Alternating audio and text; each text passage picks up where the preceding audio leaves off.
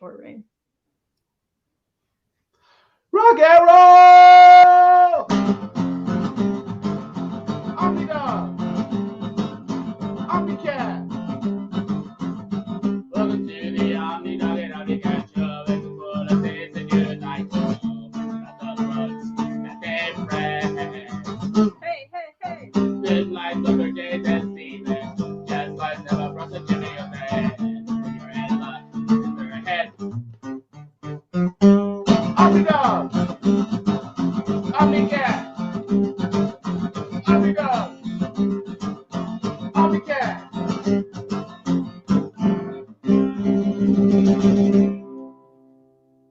Nice. There's Reid's.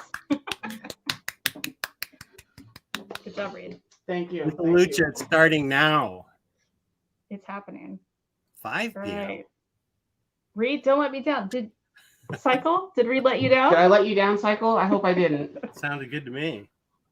Welcome, everyone. Of course, we got the lovely Jess OmniDog here. This is the OmniDog and OmniCat show. This is Reid. Hi, I'm here. Yeah, you're doing it. I did it. Nice. I'm hopefully not letting Cycle Cleveland down. We'll see. Elon says, do you mind reminding everyone that we are voting for the next book club read in the Discord for Bone Chili in October? And then he told me all the contenders. There's so many contenders. That's Yeah. a lot of contenders. There's It's a lot going on. He I was have a lot of thoughts and disappointed that opinions there on was- this. He was disappointed there was so much manga.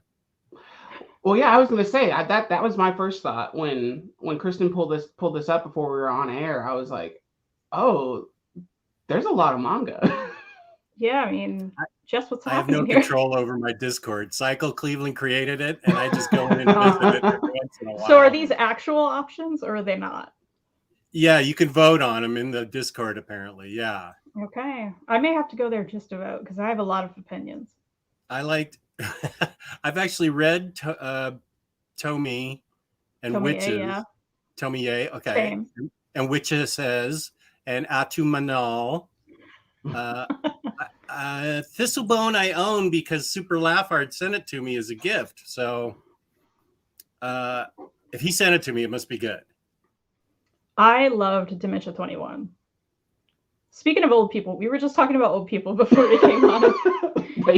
It's all old people, but it's like Ito kind of horror. Like it's not Ito, but it's a blast. I've shown you them before, and you were like, "Oh, this guy's teeth is falling out." Like, it's a good time.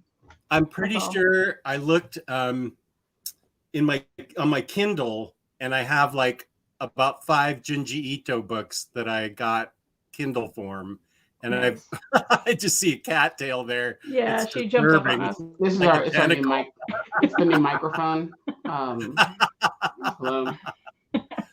Well done. Yeah, so I have a bunch of manga in my Kindle back from 2017 or something. Buffy, you want to say hi? Hey, No. Buffy, famous She's not on cat, my Twitter shoulder. cat. No, It's a bad idea. that was a really bad idea. Elon's also actually really interested in today's great choice for a topic, especially in October when I read a lot of horror. It's nice to read something fun and cozy in between books as a palate cleanser. I agree. Well, it's just books that bring us joy. Some horror books could bring me joy since I have a dark soul and black heart. Oh, That's fair. I feel like Ito books are kind of cozy for me personally. Like, there's something cozy about them. Wow. I'll still stand by my opinion that maybe we've all been reading Ito books wrong and that they're all secretly just comedies. Like Dissolving Classroom. No, yeah, Dissolving Classroom. It's the Yeah, gross that's one. the one that Just almost is gonna made me puke. throw up. Honestly, it's hilarious. No, it's not. That book, I think that book is so funny. I mean, come on, Hey. she's a little cuckoo and she just like comes out there and she's like, I'm gonna lick your face. We're cute. And it's like, come on, that's funny. Just It's thinking of that book funny. upsets my stomach right now. That is It's the like- closest I've come to throwing up to printed matter, like a graphic novel. It's like there was an article that I read once that said everyone's watching Silence of the Lambs wrong and they pointed out everything that's like, it's a comedy. And it's like, obviously it's not a comedy, but they're just like, we're going to point out all the weird things in this that kind of make it sort of funny. And you're like, oh, okay. I didn't laugh once at that movie. No. I mean, No. yeah. I don't know if I did, but you maybe should not be looking at the internet as much as you do. That's probably That's true. fair. That's fair. That's Just a an fair opinion. assessment. Well, your buddy Danny's in the chat. What's up, Danny? What up, Danny? Oh, Danny is Lethal Lucha. Who is he? Is he a friend of your guys? No, he's just popped up in the chat. I mean, listen, they're all our friends, right? How do you know his name's Danny? He told us. Oh. So I guess it could not be Danny. Exactly. Okay. It could not be Peter. But we don't know. He told us it was Danny. They are all our friends. That's right. Like James, of course. Super producer. Dark Wave Fairy, hello. Also a longtime viewer, friend of the show. The lovely William Lee. He was there last night for the OmniBros, and so was your dad for OmniBros 7th anniversary pop-up show. Wow, Dad, you didn't invite me. He wasn't on the show. He was in the chat. Well, I didn't know. I didn't know what's happening. Do you not get notifications from OmniBros? But you got to click those notifications. I don't think any YouTube notifications work right, to be fair. Oh, well, you know what? I just got a notification from you. Yours work because I always wonder, how am I seeing Kristen's going live in 30 minutes when I don't see anybody else going live? I hit the bell on my own thing so I would get notified just to make sure I was on the air, like back in 2017. And I don't even get my own thing telling me I'm going on the air. But I do get notifications for you. You just don't watch. I'm watching right now. Well, no. No, it's okay. I have an excuse almost every Thursday night, but I don't know what it was. I think Thursday night was not a good night for me. Previously, this was not a particularly good week for OmniDog. That's okay. Oh. Well, I hope it's better. Hope it's getting better. I'm okay right now. We love that. That's good. And we love Freddie. Hello, Freddie. Freddie's awesome. Freddie and I talk all the time. And we actually should be texting and not Facebooking. Rock and Reid. Rock and Reid. And of course, I'm interested why Arya went. Yeah, I'm interested why Arya went from Scott Stapp back to his name, because official Scott Stapp was great. Yeah, I agree. It was a good one. It brought joy to my heart as an actual official Scott Stapp fan. Well, to be fair, you're a Creed fan. Don't necessarily put your name behind Scott Stapp. I will say burn. I will say, it's not burn. It's a burn on Scott Stapp. Scott Stapp just played a solo show, and he's had issues. He has a lot of mental health issues, and is finally apparently properly getting the help that he needs. We love that for him. Because he just came back and just killed it on this live show. My friend Logan sent me a bunch of videos. Had a lot of problems. You're right. Mm-hmm. Mm-hmm. Absolutely. That's scary. Yeah, Buffy's trying to lay on everything. She's knocking over waters. She's fine. Bunkbast is here. Biting all the he dogs and winking at the she dogs. Do you guys know about that? No. I gotta send you this clip from YouTube. It's only a minute. Okay. And it's Kim Cattrall legit trying to scat, and she's got a bassist who seems to be a legit upright bass player, and she does scatting, and she's like, big da booyah, jib, and I'm not even exaggerating, jib on the hooba, biting all the he dogs, winking at the she dogs, and then she goes into this, she's petting the bassist and going, he and I, we just get each other, we vibe with each other, he really gets me, and it's astonishingly delusional. It's so great. And then I don't know if this will be the 18th time I've talked about What We Do in Shadows without having seen it. Do you guys watch that at all? No, I've seen the movie. Okay. But that's it. I haven't seen the show. The Necromancer is the guy that plays Wong in the MCU. and he uses Kim Cattrall's scat word for word to raise the dead in an episode. And Max is the one that pointed it out to me, and that is hilarious.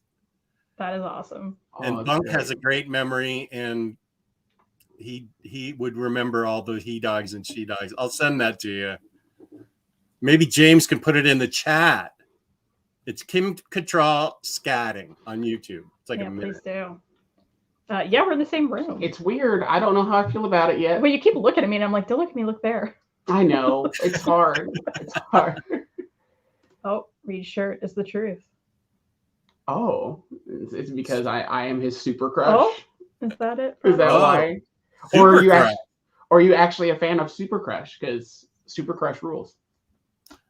Super Crush, what kind of music do they play? Like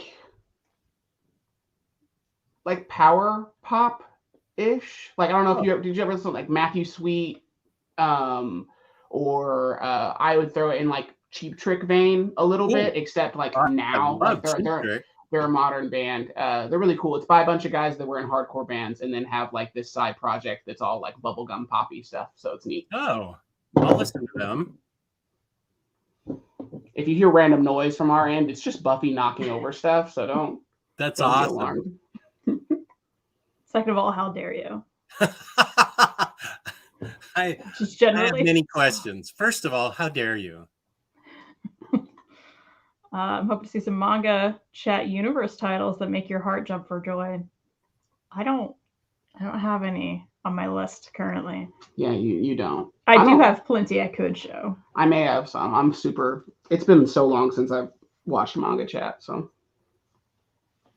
wait, manga chat's a thing? What are you? Yeah, it's a Josh Pettinger and Oh, I thought he just meant manga in the chat. Oh, yeah. I'm assuming he's talking the Nate Garcia manga chat stuff with why am I blanking? Simon Hanselman and people like that. They do like this Instagram live thing.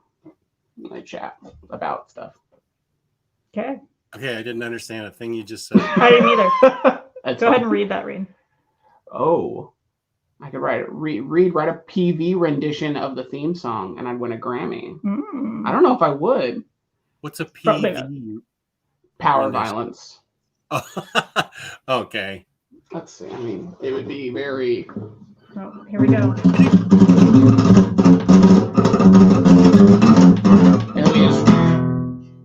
I already dig it. Be over in like 2 seconds. I dig it. That would be it. It would have to be 2 seconds. Can't be longer than 10. William loves the intro. Thanks, William. I did too. Good afternoon, Kane. True graphic novel fan is here. How are you? We're good, I think. I am. I'm fine. I'm here. That's good. More from Max. Bites all the he dogs, winks at the she dogs. I don't want to know what Kristen's nightmares are like if Junji is cozy. I just mean like, I don't find them like scary most of the time. They're just weird. They're disturbing. And disturbing. They're disturbing. But there's something lovely about it too. It's like, I need to again. It's not like I'm scared. It's like, lovely. I think that's what's great about books is that you're showing again how books affect us differently. And so that the books affect you that way and they affect me a different way. And Reid's laughing at them. So yeah, exactly. And that's the beauty. I don't know. Part of Junji Ito's charm. I can't. He says it every time. Itu. What? Junji? Is it Junji? Is it Junji? Junji Ito. It's that he's such a lovely human. Yeah, he's supposed to be sweet. Oh, he's a sweet guy. Like that's what does it for me. Stop looking at me, Reid. I'm sorry. It's so hard. This is the real reason why we're never in the same room. I'm kind of surprised you're not on a separate laptop. Well, we thought about it, but Kristen's been having mic issues with her headset. And so we took the mic out. We're using a different mic. And we have this option to do this for the first time. So it's like, let's try it. So far, not going good. not loving it. So here we are.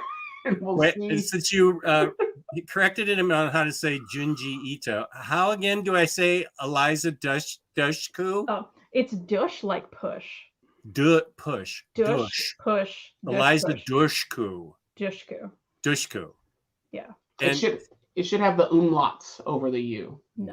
That would be Dushku, wouldn't it? Oh, that's though? right. Yeah, it would be umlauts over an O if it was douche. Yeah, people always say douche, and I'm like, maybe that's not half, right. maybe half an umlaut. Push, push. Push, dush. It's the ush. Ushku. Was she on Dush. Buffy? Is Yes. that where she got famous? Yes. Okay. Because She stayed on Buffy. On one of the 500 shows that I still want to watch, is it the Dollhouse? The Doll Factory? Is so good. Yeah, Dollhouse, yeah. It's 2 Just seasons? Dollhouse. Yes. Dollhouse. I 2 would like to see that. Unfortunately, it was cut short, but there is an ending, and it's a great ending. Yeah, they had time to know. So, love that. Tomo Pennicott is in it, and he was in Battlestar Galactica. Bless you. Which I never watched. I just like Tomo and Dollhouse. I watched the first season of it and just haven't gotten back to it for 7 years. I liked it though. Okay. Love that. Hello. Hi. Rahul. Josh, your name is not Danny. Is it? Is it Danny Josh Greathouse or is it Josh Danny Greathouse? He made that joke when you guys were talking about Lethal Lucha. Oh. Cycle's calling you out, I think.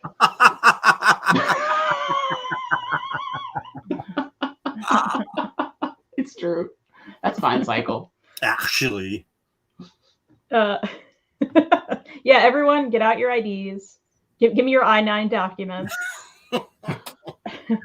Freddie's already jamming me up later in the chat. That's legit. I wouldn't mess with Anthony Hopkins. What if I just looked at you the whole time and didn't look at Jess? I mean, that'd be weird. Yeah. I get the point. Am I gonna walk out of this stream? See, I don't have my little thingies where I can say Kristen is right.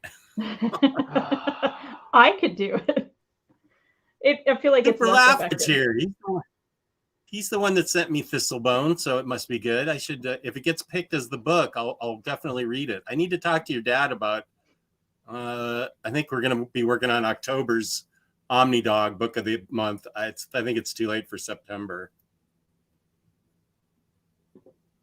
And that's your dad, sense. Larry. Yeah. Not super loud. Okay. Good. Good luck to you.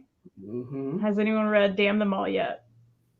That's the one you warned me about. Yeah, I'm not going to read it.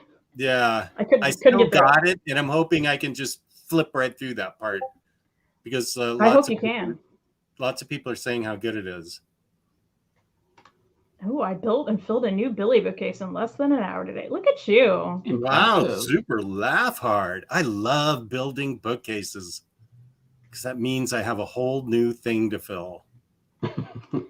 Josh, I know I've heard it 3 times because when he started to talk about it, I was like, I've heard this 3 times. But I didn't want to be rude. And just to be fair, her name's not Christian. Yeah, thanks, Josh Danny. To be fair, also, I've not heard this dog scatting story. True. So you guys need to watch it. It's so great. She's so out of touch. It's my favorite thing. It's going to open the door and shout answers. You're gonna have to leave and then just yell. That's fair. I can do that. Isn't Reid's everyone's super crush? Oh, that's so sweet. You're mine. Thanks. All right. Do you know this? I don't know Floyd Tangeman. Is he the author of Goiter? No. Reid knows Goiter. Goiter you do? Goiter is Pettinger. I think if I'm wrong, I'm gonna feel stupid. Cycle's gonna yell at you if you're wrong. Cycle will yell at me if I'm wrong. I'm pretty sure. Let me go grab some copies of Goiter. Because I just remember Goiter comics. Cycle needs to send you Goiter. Yeah, Cycle, send me some Goiter. Reid will actually enjoy it. I will read the crap out of it. We can do some trades. True Graphic Novel says anyone.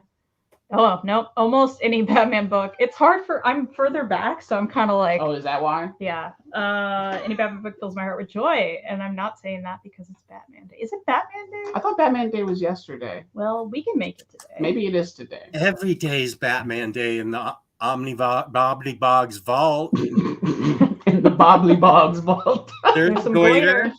Yeah. There's a Power Wash. Yeah, Pettinger. Yeah. Because Power Michael Mouse. Man, you got all the good ones. Oh, he sent me a ton of stuff. Ooh, it's shiny. Goiter comics. Yeah. Goiter comics. Yeah, Also those look like Goiter. Reid comics, 100%. Goiter. Goiter. I need to, and whoa, this is a chunky, big thing. Rated Oh. X. Reid loves this Legitimately, my favorite book of the year. I'm calling it now. Yes, 100%. Really? Absolutely. Yeah. Jasper Jubenville is the future of comics, and yes. Wow. 100%. And Cycle sent me this as a gift. It's a fantastic book. And it's just super dope. Keep talking. I'm just gonna read it now. Okay. Do it, yeah. It's worth it. I would not judge you one bit. I'd be like, yep, that's what you should do. Dynamite Diva. Okay. Yeah. Oh, Farhan's here. Hello, Farhan. Just finished work here, and what a therapy to see you guys. Oh, thanks, Farhan. Who needs sleep at 2 a.m. when you guys are on? I mean, how does Farhan wake up and do these things? I love it. I feel like Farhan's always awake because it seems to be always 2 a.m., 4 a.m. when he talks to us, but he covers sports internationally, so I feel like he's always up reporting. Yeah, I love that. Oh, cat butthole. Sorry about that, guys. That's what that artist wanted to draw on my stomach. Oh, yeah. I remember the story. Was that Templeton, yeah. Hello. To do it. Yeah, hello, guys. Wish y'all well, furry and non-furry. Buffy, did you hear that? It's nice. Good to see you, Marvel Bab. Longtime fan. I like finding Kristen's channel to randomly meet a cool-ass couple at a coffee shop. I'll send you the vocal tracks. What? Do you understand this? Reid? Do you understand it, Jess? I think he's saying he's going to send me vocal tracks for the Power Violence version of the song. Okay. I love the cat's tail just right in your face. That's the best. He left me out of this, so I have no opinion. How dare you, Lethal Lucha? I think he's saying he found the channel like you ran into some cool ass couple at the coffee shop, and then separate thing. That's why he put ... Reid, I'm going to send you vocal tracks. Danny, I'm sorry, I'm not comprehending it. There we go. It took me this long to get it, so it took me a minute too. That makes sense. Here you go, Reid. Oh, Mount Fuji Doom Jazz. I don't think I know Mount Fuji Doom Jazz Corporation. Wait, let me screenshot this so I can look them up and listen to them. Because I should. The desktop. What do you... I'll write it down for you, Jess. I have a pen and a paper here. I'll write this down for Reid too. I do have Freddie's fabulous Harley notebook to write that down, and that'd probably be better. There you go. I'd write it down, but I'm holding a noodle right now. Mount Fuji Super Doom what? Doom Jazz Corporation. Mount Fuji Doom Jazz Corporation. That is not jazz. Corp. Why do I have to watch Buffy first? That's just not happening. I have nothing against Buffy, but if it's like 8 seasons or 10 seasons, like I think, that's just not happening. 9. It's 9. It's not 9. It's not 9. It's 8. Is it 8? No, it's 7. It's 7. It's 7 TV seasons, and then it continues with season 8. I don't remember it. Honestly, it's all the same because we watched it all in one chunk. So to me, I'm like, it's all one season. Oh, you watched the whole you binged all 8 seasons or 7 seasons? Over the course of a couple months, but yeah. Oh, okay. Well, I told him, I said, we can't get married if you haven't watched Buffy. That's not allowed. That's like the guy in the movie Diner who wouldn't marry his wife until she passed the Baltimore Colts quiz. She failed it, but he gave her extra credit, and then they ended up getting married. It's a great movie. I love it. It's like the first thing you ever see. Okay, now I'm going to try and remember their names. Like Kevin Bacon, except I saw him in Animal House first. Mickey Rourke, Paul Reiser, Daniel Stern. I'm doing actually pretty well. And the guy that was in Wings, Tim somebody or other. Paul McCartney. That's a good one. Not in Diner. He was in Wings. He was in Wings, though. He was in Wings. Oh, he was? The band. The band Wings. Oh, Wings. I mean the TV show. I know. This is the Who's on First bit. That's always... Very good. That's a good one. And I can't remember, but Diner's amazing. I love that movie. Yeah, Freddie's jamming me. It's been 3 years since I saw episode 3 of the 3rd season. Woo! I don't think your name's actually. Oh, Tim Daly. Thank you, Freddie. Yeah, Tim Daly. He was in Wings with Paul McCartney. My dad sent you an email. Oh, okay, good. Reid is a real life Jimmy Olsen. That's not true. Because he's a ginger? It's just I've come to terms. It's like proven. If you have red hair and glasses, you are every single cartoon character that has ever had red hair. Because, like, I was called Chucky from Rugrats for years. I was called Chucky the doll for years, red hair. I got called Carl a lot because of Jimmy Neutron. I didn't see that one. But that's fair. I'll take it. Like I'm not saying like I'm not those characters because I pretty much am. Every Halloween I'm covered. So at least it's like, you just have to go as yourself wearing a Super Crush shirt. I can do that and just be like, yeah, I'm Chucky Finster, a Super Crush fan. Yeah, that makes sense. This is Kane. This is a manga about cats. I read A Story of Seven Lives, and the story is a roller coaster. Feels with the ending being one that filled my heart with joy. I agree. I actually just finished this. I talked about this on the last reading update, Kane. So if you want to see me talk about my feelings, you can head there. It was so good. So I'm glad you liked it too. I loved it. I still have Cats of the Louvre, my last remaining manga. One day we'll read it together. One day. Hey, Jess, are you doing Batter Days tonight? No, I'm doing it next week. Next Saturday. We had to postpone it because of problems with. I don't think I was feeling well last Sunday. I just showed you copies of Goiter. Yeah. It's right here. They're real. Just prove how behind she is in the chat. Goiter's real, like Abigail was real in The Haunting of Hill House. Which I still have questions about that ending. I didn't see it. I haven't seen it. Oh, it's super scary and good. I was told I can't watch that one because of the cats. Oh, that's Black. That's a different Mike Flanagan one. I told you that. That's Black. No, I mean Maddie was like, "Hey, you can't watch this," and I thought it was Haunting of Hill House. I don't remember. It was some. Haunting. Pretty sure it's Midnight Mass.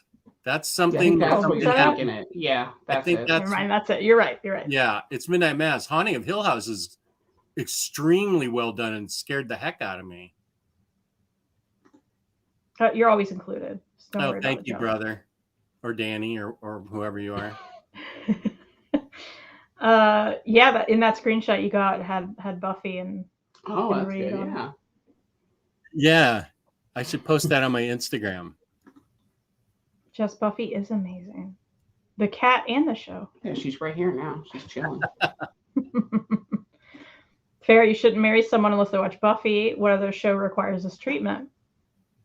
I think that's it. That was the only one that... Did you make me watch something? I watched The Office for you. Yeah, I didn't make you watch The Office. No, I just did. And a lot of the shows that like I would have made you watch, you had seen. Like you haven't seen every episode of King of the Hill, but that would have been the one. I mean, I probably have. You've seen enough. We watched that when they came, like when they aired as a family. Yeah, that's one of my all-time favorite shows. I mean, Reid has a tattoo. It's true. Of who? Of Ladybird. I have Ladybird right here, the dog. Ladybird. You gotta say the first half of her name longer than the second half. What? That's what he says. Like when you call her, you have to say the first half of her name longer than the second half. Ladybird. Yes, you gotta say it like that. I got it.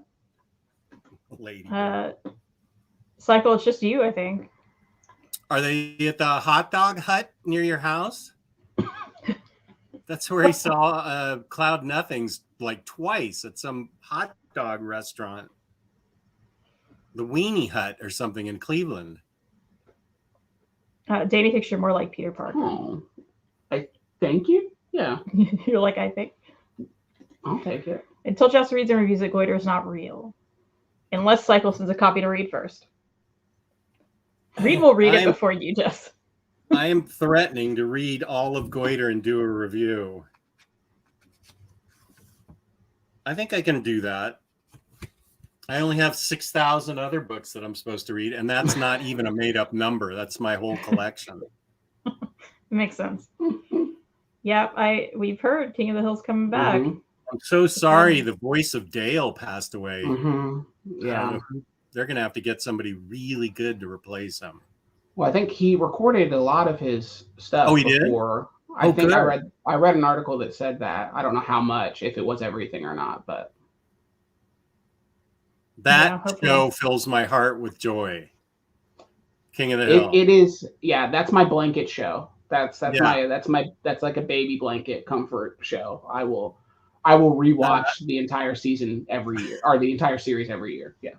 One of my favorites is when Con is out of town and Connie is over for a sleepover and starts her womanhood. Has to go with her in the women's section to pick out supplies for her. Aisle 8A. Put him so far out of his comfort zone. He lives in such a small little box, and that just pushed him so far out. Oh, it's so good. It really is. You know what else is so good?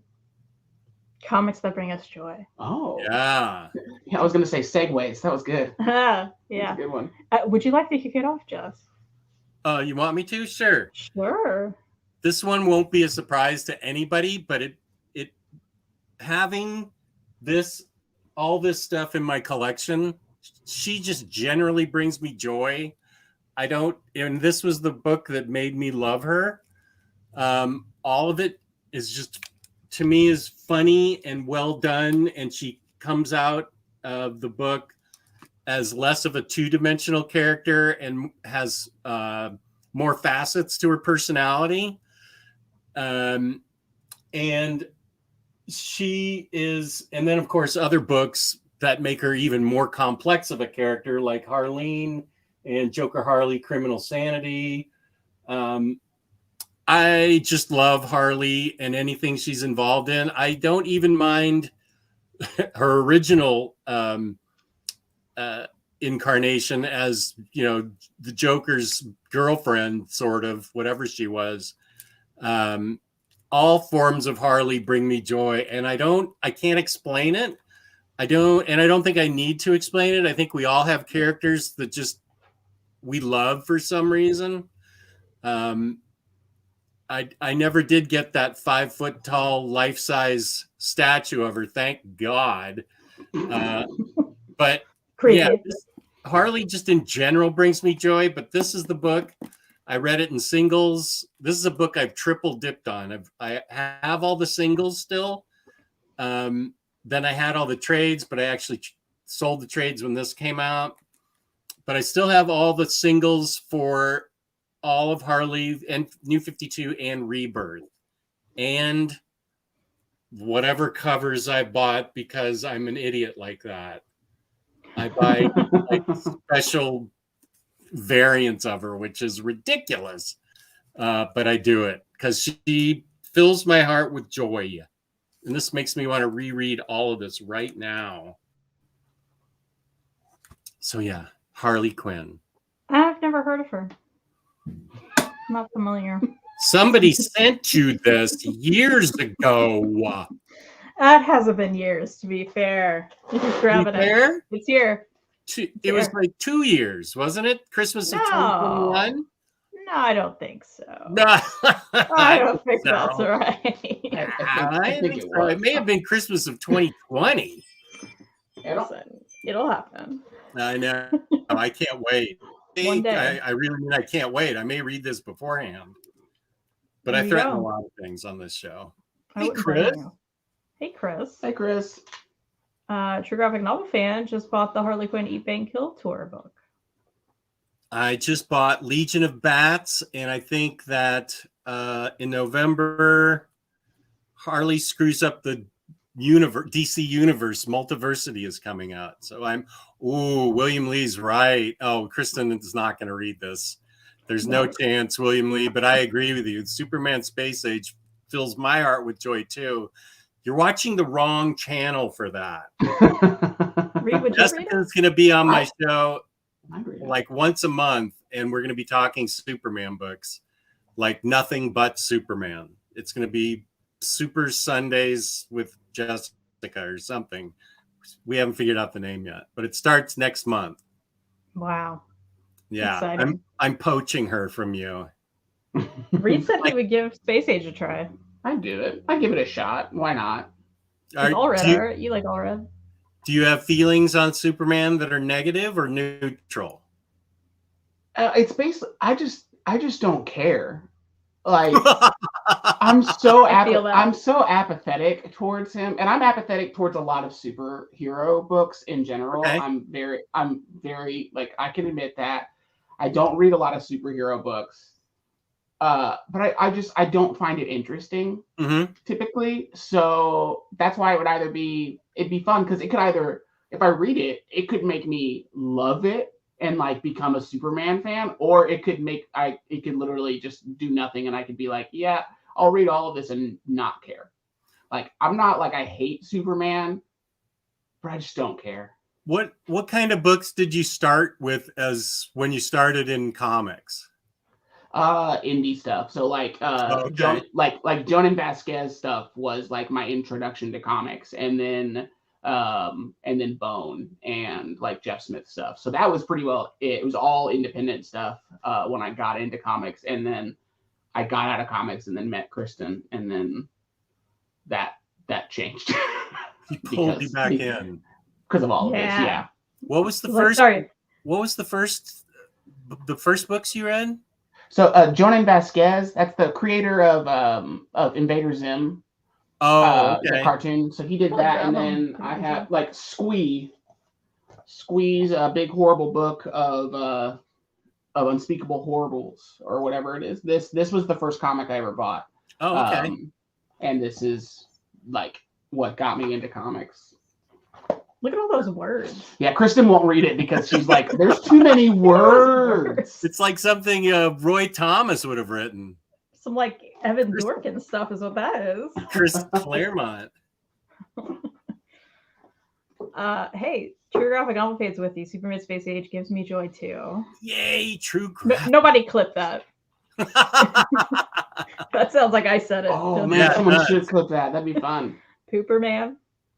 Oh, Lethal Lucha. What are you doing to me? Bugfest, this is my video this week about books I read while sick. It was basically about these kind of books. Went with Jimmy Olsen, Next Wave, Giant Days, Four Kids Walk to a Bank, and MMR TMT. That's awesome. That's a great idea that I'm stealing from you, Bunk. Supergirl, Woman of Tomorrow fills my heart with joy too. Hey, I like that one. So you read that? That's the only super book you read? No, I've read other Supergirl. Okay. That's the old like you've liked Supergirl. I have. You've liked Supergirl books. Okay, that's I've read a few. Mm-hmm. But yeah, I was trying to think. Every Superman book you've read, you haven't liked, other than Like Super Sons, but I feel like that doesn't count. And Superman Smashes the Clan, which I feel like that doesn't count. No, it doesn't count either. Yeah. See, you're with me. People try to fight me on that one. Like Superman Smashes the Clan. Yeah, I've given up. But the sting of April Fools has still stuck with me. I don't think that's ever going away. I'll feel it in my heart too. Yeah. How you crushed my soul that day. Hey Johnny, Shazam Monster Society of Evil. That's a good one. Fill my heart with joy. I also like that one. As did Hulk Gray and Superman Kryptonite. Did Reid read the Flintstones? No. Kristen read the Flintstones and had so many negative things about it that I at some point was like, maybe I'll read it to see if I have the same negative feelings. And then I was like, I don't think I have an interest in it. I would read like old school, like Hanna-Barbera, like original Flintstones comics probably before I would read the weird modern adaptation. I say modern you know what I mean? I know, like, we're in the minority here, though. Like, I know my opinion is, because Jess loved it, the chat's loving it, William's loving it, Letho's loving it, etc. But I couldn't handle it. Wait, who's Carl? Carl, are you in the chat? What's your name and how'd you get my phone number? He's sending me texts. Kristen and Reid, wait. What? Kristen and Reid got, okay, fine, let's text during the show. Kristen and Reid got this. P.S. This is Carl Weezer from Jimmy Neutron. Oh, yeah, I kind of can see it. I do get it now. Yeah. Yeah. Who is that? I was like, who's texting you? Carl Weezer. Well, it says it found a contact. So Carl. That's the character. Oh, this, yeah. Who's on first? Wait a sec. This is Carl Weezer from Jimmy Neutron. I think your phone is thinking that the person texting you saying, hey, this is Carl Weezer from Jimmy Neutron. And your phone is like, this is Carl Weezer. Like, you know, it's calling him Carl. Yeah. Because it said this is Carl Weezer. It's calling him Carl. This must be, I bet this is Freddie. This says this is Carl. That's exactly right. This must be Freddie. I think this is Freddie. Carl, your new name is, Freddie, your new name is now Carl Weezer in my contacts. This is Freddie now that I figured it out. That's for you, Reid. I did tell you to text me. Okay, it is Freddie. Okay, I'll create a contact, but it says Carl. I agree with you, Josh Greathouse. Yeah. Squeak gets quite a few reprints, Jess. Seeing it on a 2016 binge haul soon. A Squeak gets fighting from a G sing in a 20. Read it again. Yeah, that's a good one. That one and Johnny the Homicidal Maniac are like the big ones. But yeah, Squee is great. Yeah, Josh likes it too. Okay, now Freddie, you're in my book. You're not Carl. Why is he commentating us? This is Carl. Are you a fan of sci-fi fantasy, Kristen? Yes. I say that. Well, why do you question it? Yeah, like, what do you mean? Like, do you mean comics? Do you mean books? Do you mean TV? I guess I like some of that with all of it. More sci-fi than fantasy. Kristen's not a super fantasy person. That's like fair. You're not like dragons. You're not all about like they're fine. You like that stuff, but you're not dragons like, are fine. You're not like you're not right. seeking it out. That's fair. But like sci-fi stuff, you're way more inclined. That's fair. Yeah, comics, he says. Okay. Yeah, I would say comics definitely. Totally. Yeah. Fantasy comics, I feel like you may enjoy, but you don't love. I want someone to screenshot this. James, clip this. Here. So we know that. You got reflection on your glasses like he does. Good one. Willow came. I'm trying to get She put a paw on me. Oh, here we go. Here we go. We're trying to coerce a cat into the lap that never comes into the chat. Come on. Oh, she's just what's happening here? Willow is trying to decide if she wants to come up and say hi to everybody, and Kristen's... her feet are on me. All right, here we go. She needs a tissue though. She needs a tissue. Famous You need a Twitter tissue? cat. You need a tissue. We don't have a tissue. There were Happy some. Rosh Hashanah to Bar. I'm moving. Bar's in the Yeah. chat. Yay. Hey, Bar. James is linking Bunkmaster's video. Check that out. Can't Chris feel what I was give only you. about she's not that far behind. Yeah, I'm really not. Yeah. Hello, Bar. Happy Hey, Saturday. Bar. Listen, William, do we need to get into this? Do we? Oh. It's a real question. Do we? No. Just how you feel about Superman. A ton of people feel that way about Squirrel Girl. Open your heart and read it, Josh. I bought the book to read with Kristen, all But you haven't. 15,000 pages of it. Last When night, you're in the headspace for it, let me know. last night we were for the 7th anniversary of Omni Bros. They said Lou always says 2016 Jess would have bought that, and so they in the chat they said, Jess, can you go to your IST orders for 2016 and tell us some of your orders?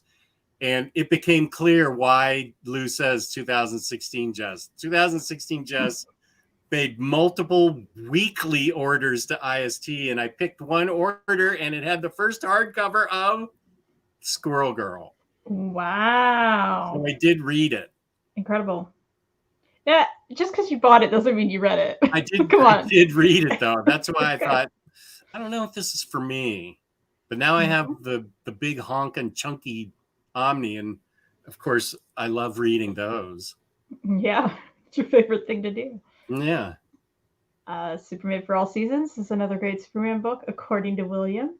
He's right. That's what I have to add to those statements. Kristen likes the following Superman books. That's right.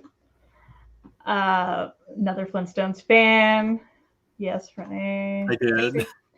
How do people get your phone number without you giving it to them? Kind of creepy. I did give it to him. And my phone just thought it was a cartoon character.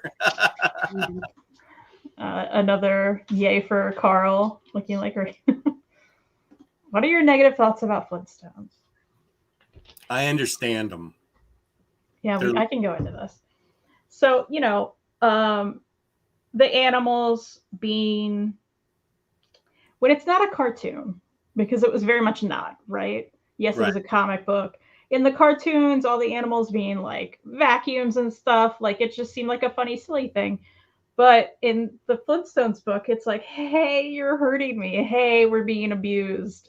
These animals had feelings. And it was like horrible to read for me. I was just like, I can't handle this. Like, this is like too much. So I think that was part of his statement. It was a big social satire, and he was using that to talk about animal abuse, I think. Well, I didn't like it. No, I know animal abuse is bad. I'm good. Like, I was like, I can't handle this.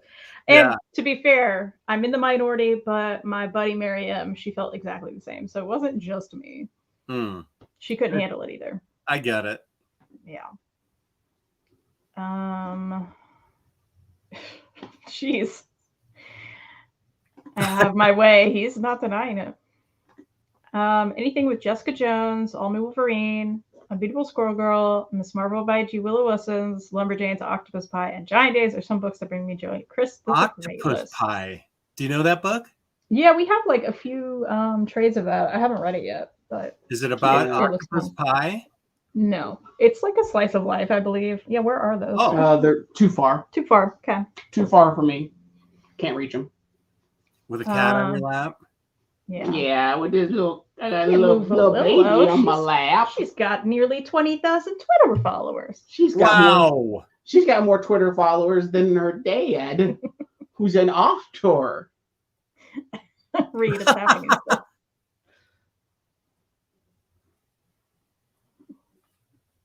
Thank you, Carl, from Puerto Rico. Can't get I Feel Sick outside of the original run. I don't think so. Yeah. I every once in a while I'll like look for it and then I just get sad and so I stop. Also, by the way, a true graphic novel fan is a girl. Are you? You've never said that before. Perhaps you've never threw out pronouns before. I feel like I'm getting pranked here. What was the show? No, what's the show with Ashton Kutcher? Punked. Punked. I feel like I'm getting punked here. Or catfish. This isn't a catfish. Well, it could be a catfish. Well, could be the beginning of a catfish. Sure. Are you True Graphic? Why is Carl from Jimmy Neutron dressed like a professional wrestler? I know. I thought that too. That's an interesting. Yeah. Like it's an He's interesting. dressed like Plastic Man. Yeah, a little bit. Yeah. There was an episode where he like dressed all cool and maybe dressed like a professional wrestler, but yeah, I mean that's me on a good day right there. What animal is that? Like a llama? He loves llamas. Oh, he does. Okay, that's his thing. He likes llamas and people rubbing his belly and saying "nani nani nani." That's the whole thing. I need to watch an episode of that. Yeah, it's not terrible. The movie, I liked the movie Jimmy Neutron more than the show, but yeah. I would agree with that. Bar, I'm offended, by the way, at this statement. Bar, I'm on your side. I'm almost caught up. I don't know what you're talking about. It's just more fun. Filler Bunny, that's another. I have Filler Bunny for Jonah and Vasquez, yeah. Hey, Kristen, you want to show a book? Yeah, sure. I know, sorry. I'm just taking you away from your chat. You'll get more behind. Well, yeah, that's rude. See, I'm almost there. I'm going to get caught up first. Why don't you tell us what your joy-filled heart book is? He wasn't listening, was he? I'll do it. No. He said no. You'll do it? You want to do it first? No, you go. Well, I have this one that's an honorable mention. Should I do this one first? Yeah, sure. Okay. Sure. So this is not quite a comic. It's not quite a comic, but I put it in my comic art books because this is one of the greatest art books that I've ever owned. And if you've never looked at this stuff, it's great. And this is Deadly Prey, the hand-painted movie posters from Gahana. And these guys commissioned these Ghanaian artists to do movie posters, but they only knew like posters from like slasher films and stuff. So they draw all these movie posters with the same style of art. And like, let me find a good one. Because they weren't told like what the movies were. They didn't know. Like so, so these are Ghanaian artists that were told to draw movie posters with no information. So this is the poster for Space Jam. They don't have legs. Oh, they're jumping. But why does Michael Jordan have a gun? Oh, I can see.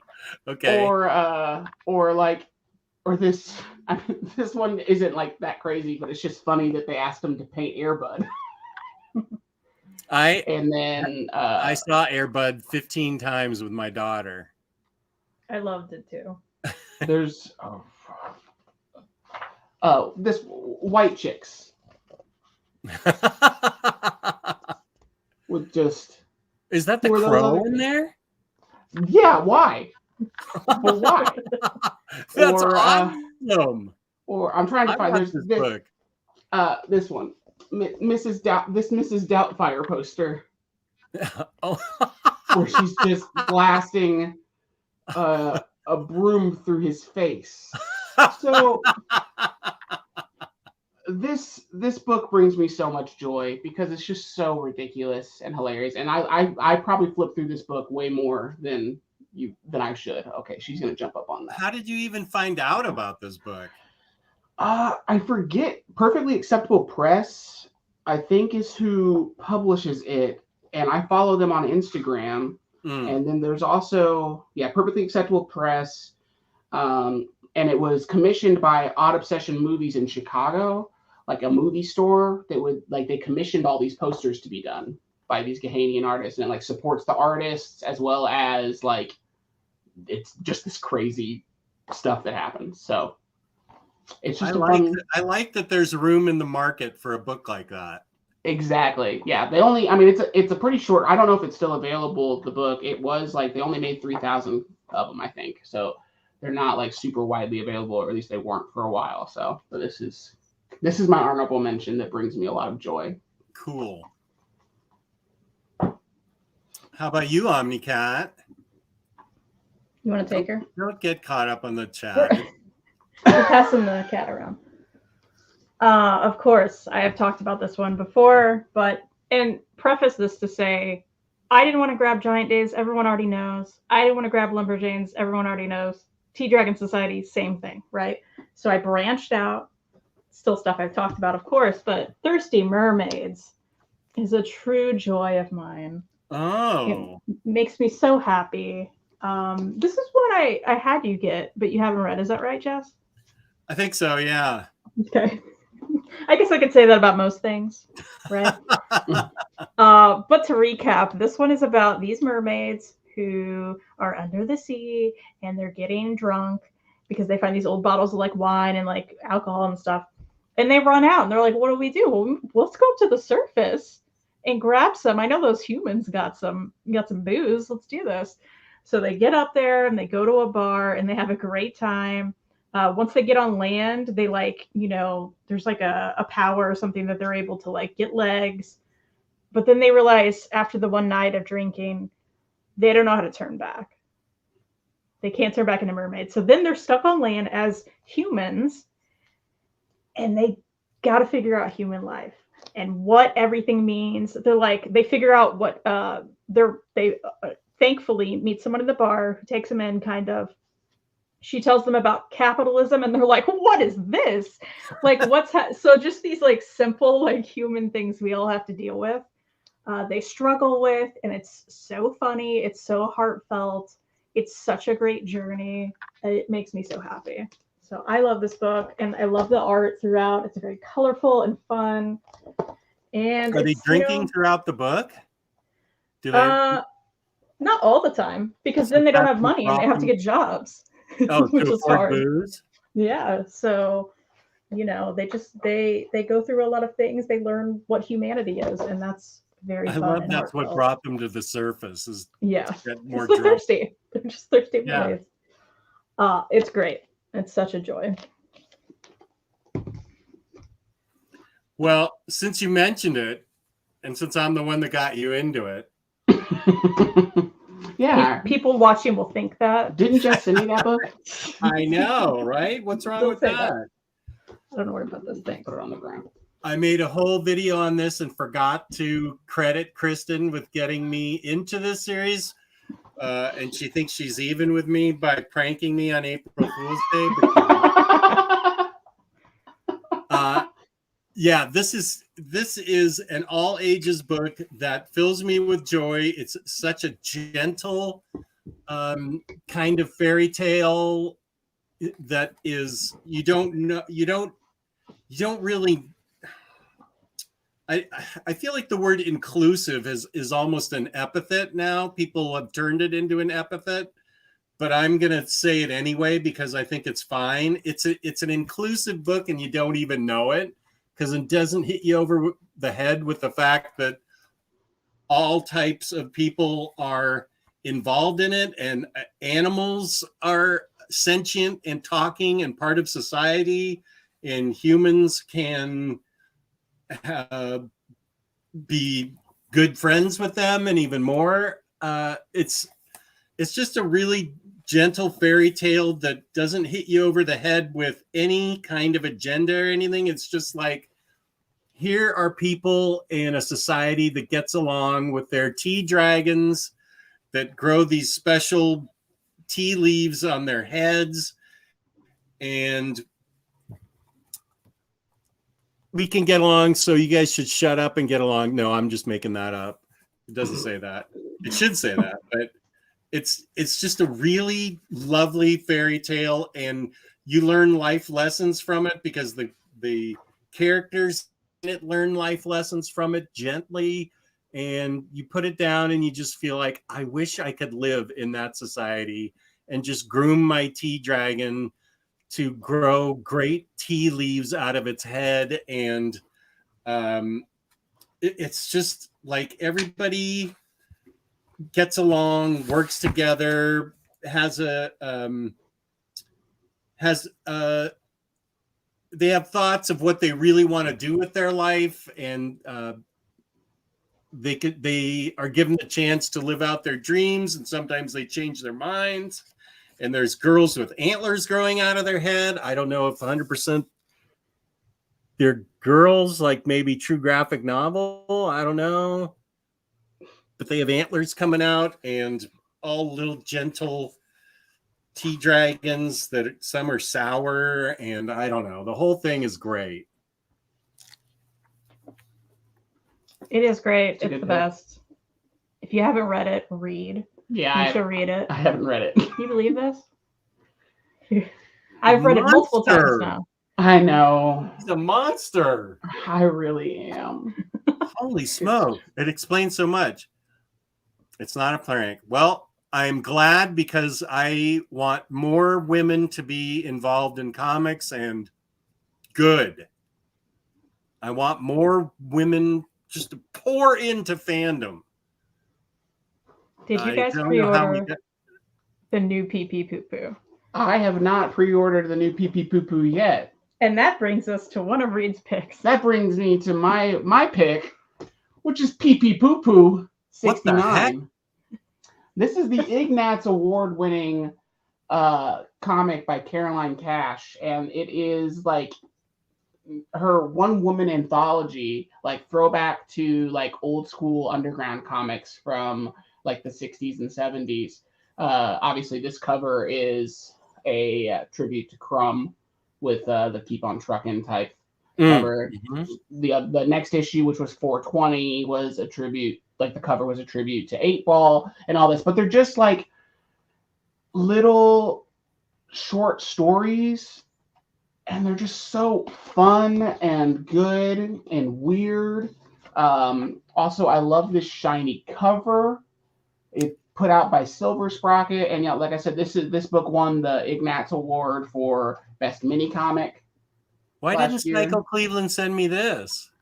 I don't know, because this is great. This is like one of my favorite books I've read all year. Was it this year or last year? I don't know, but I read it this year. Yeah, I liked it. Mm-hmm. Where would I even find? How would I even get that? Silversprocket.com. Mm-hmm. Oh, silversprocket.com will have this, and you can pre-order the next new issue that they have of Pee Pee Poo Poo and the second issue. The numbers don't make sense, so because I had somebody comment one time and be like, "I can't start with issue 69," and it's like, "Oh, no, that's the bit. This is the first issue. It's just issue 69, and then the second issue is issue 420, and then the next one is like a longer number." So. But that's hilarious. Everyone should check this book out. It brings me so much joy. The blurb on the back is great from the Comics Journal. It just says "Pee Pee Poo Poo." That's it. It's the whole blurb. Books to get. Pee Pee Poo Poo. That's right. It goes against my upbringing to even say those words out loud. I'm sure that my mother. Yeah. Just hates bathroom humor, but I don't actually remember any in that. There's no actual bathroom humor in it. It's just called Pee Pee Poo Poo. Yeah. I think honestly, silly. Caroline Cash like named it that probably just because like then comic shops have to actually type in Pee Pee Poo Poo to order it, or like like that's it's just yeah. I'm never gonna pass up a chance to say Pee Pee Poo Poo. Well, it actually, I'm very interested in that. It's great. Yeah, it's really good. Apparently, Octopus Pie is getting a box set soon. That's cool. I don't usually like things that are soul-crushingly sad, but I really understood where he's coming from. What was that on? Reading the Flintstones is kind of like watching Old Yeller. I loved it, but I can't watch it again. Yeah, I get Old Yeller. That's a deep cut of a movie that traumatized me as a kid. Mm-hmm. I don't feel that way about Flintstones, but I feel that way about Pride of Baghdad. It's still in my collection. Sure. I don't think I can read it again. Yeah, I couldn't read that again. I think about the movie My Dog Skip, and I can't watch that again. Oh, yeah. Don't do that to me. Frankie Muniz. Yeah, little Frankie Muniz. Yeah, I'm pretty sure I skipped that movie because I knew something bad was. Any movie about a dog. Yeah, Marley and Me, get out of here. I didn't even bother. I can't handle it. I watched it. I can't handle it again. I didn't even bother with that. Barb just watched The Little Mermaid. Oh, is that the live action Little Mermaid? I'd like to see that. I would too. Mm-hmm. Hello, Axel. Hey, Axel. What up, Axel? The Tea Dragon Society, that the book series just got you into reading, isn't Clip it? that. Clip that. James, don't do this to me. Kristen sent me that. James forced me to buy 2 more books. Is that Tea Dragon Society? Yep. Forcing you to, yeah. Those other books, the 2 other books are just as gentle and lovely. It's so good. The Hilda books, Oh Human Star, yes. I should have grabbed Oh Human Star. It's absolutely on my list. The Princess and the Dressmaker, also loved it. Gwenpool, yes. Bad Machinery, 100%. And anything by Debbie Tung also brings me joy. I also love Debbie. Chris, we just align so much in our lovely choices. Wait a sec. Don't take that down yet. Who is Debbie Tung and why is she so great? Debbie's so great. She does it's like autobio stuff. The last one, what was the last one called? That she is so good. I don't know if I know Debbie Tung. Yeah, I've told you about her books. Okay. They're all in Hoopla. That's where I've read all of them. So you can. Oh, okay. Yeah. Debbie Tung Hoopla. And you need to read Oh Human Star. It's so good. Oh Human Star.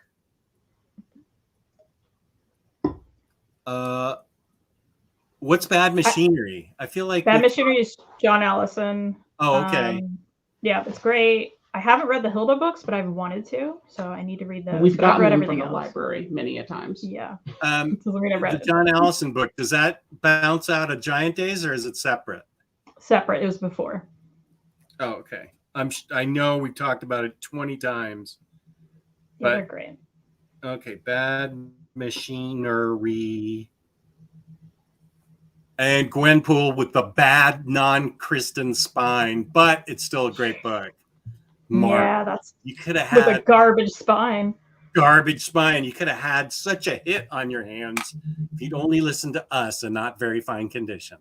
Never again. There's 2 more just landed in my cart. Danny, I think you'll enjoy it. It's so great. Gigi does nothing compared to dragons of tea bushes growing out of their skulls. I mean, that's true. That is true. But it doesn't disturb me. I think it's sweet. Yeah. Oh, yeah. Everything. You would love a crossover? Is that your thing? Yeah. Ooh. I was going to say, I want with something from Junji Ito.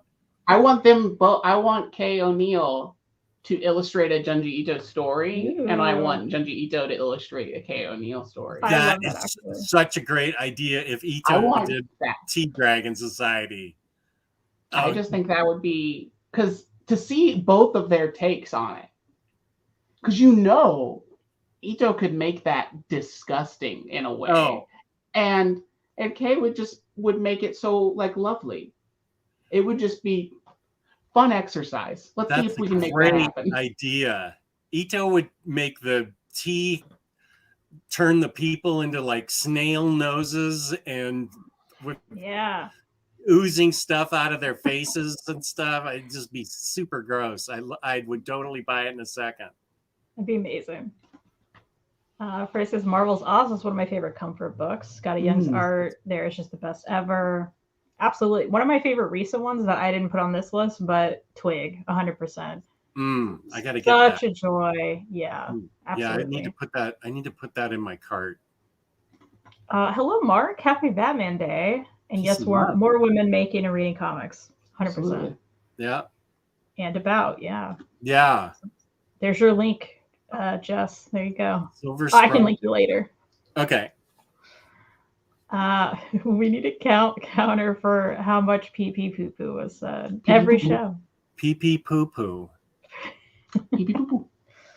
Are there any books you're reading right now? I'm not reading any comics right now. I'm in the state where I'm working. so I'm not reading a comic. I try not to read a book, like comic books, while I'm working on my own comic, because I then find myself subconsciously stealing from it. Yeah. And I don't, obviously, like I don't want to do that if I'm like just, certain things like art, things like ingesting it. So I find that I work better. You mean like how Summer Vacation was ripped off from all this other stuff? Absolutely. Yeah, absolutely. Yeah, no. But just it helps keep my brain not constantly thinking about comics as well. So I'm reading a nonfiction book about the yogurt shop murders that happened in Austin, Texas, called "Who Killed These Girls?" And it's very interesting. And he's not going to find out who killed those girls. Yeah, it's a cold case that doesn't get solved. So I know, the whole time I'm reading all of it, and it's like I know I'm not going to get the answer, and that's frustrating. But I'm enjoying the book. It is well done. It took me a little bit to decide if I liked it or not, but it's very well done. So if you're into true crime stuff, check that out. But I'm not reading any comics right now.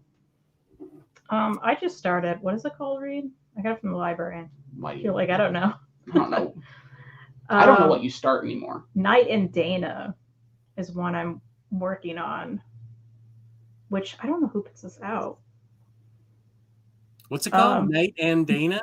Knight and Dana. So it's a creative coming of age story for the climate change generation. That sounds not fun. Climate change generation. There's Gen climate. That's everyone, isn't it? What a tagline. Yeah, what a weird. That is super weird because where I'm at is we're following these two besties, and they love special effects makeup and stuff. So they keep pranking their school and their friends and teachers and stuff with getting hit by a car, and then they think that person's dead and they're not. So not at all, but the blurb says. I really thought you were going to say, there's these two besties and they love climate change. That's what I was ready for. Yeah, I don't know how I feel about it yet. That's what I'm reading.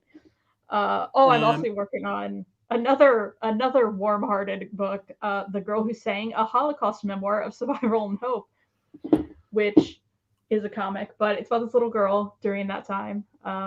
It's a memoir. Just bringing it down. How about you, Jess? You reading some joy books? We got murders. Yeah, we got Diary of Anne Frank's graphic novel. No, I just got done with The Good Asian, the Eisner Award-winning Pornsak Pichot, who wrote Infidel, I think. I just got done with that, and I just started Simpsons Treehouse of Horror Volume 2. Nice. Cool. Yeah. 'Tis the season. Right. Because it's mid-September, so it's October. It's Halloween time. I've already got October Eve. Yeah. I've already got all the monster cereals to try, so I'm ready. Nice. Love that. The new issue Pee Pee Poo Poo is boobs. Boobs. That's right. That's great. I want all three of those.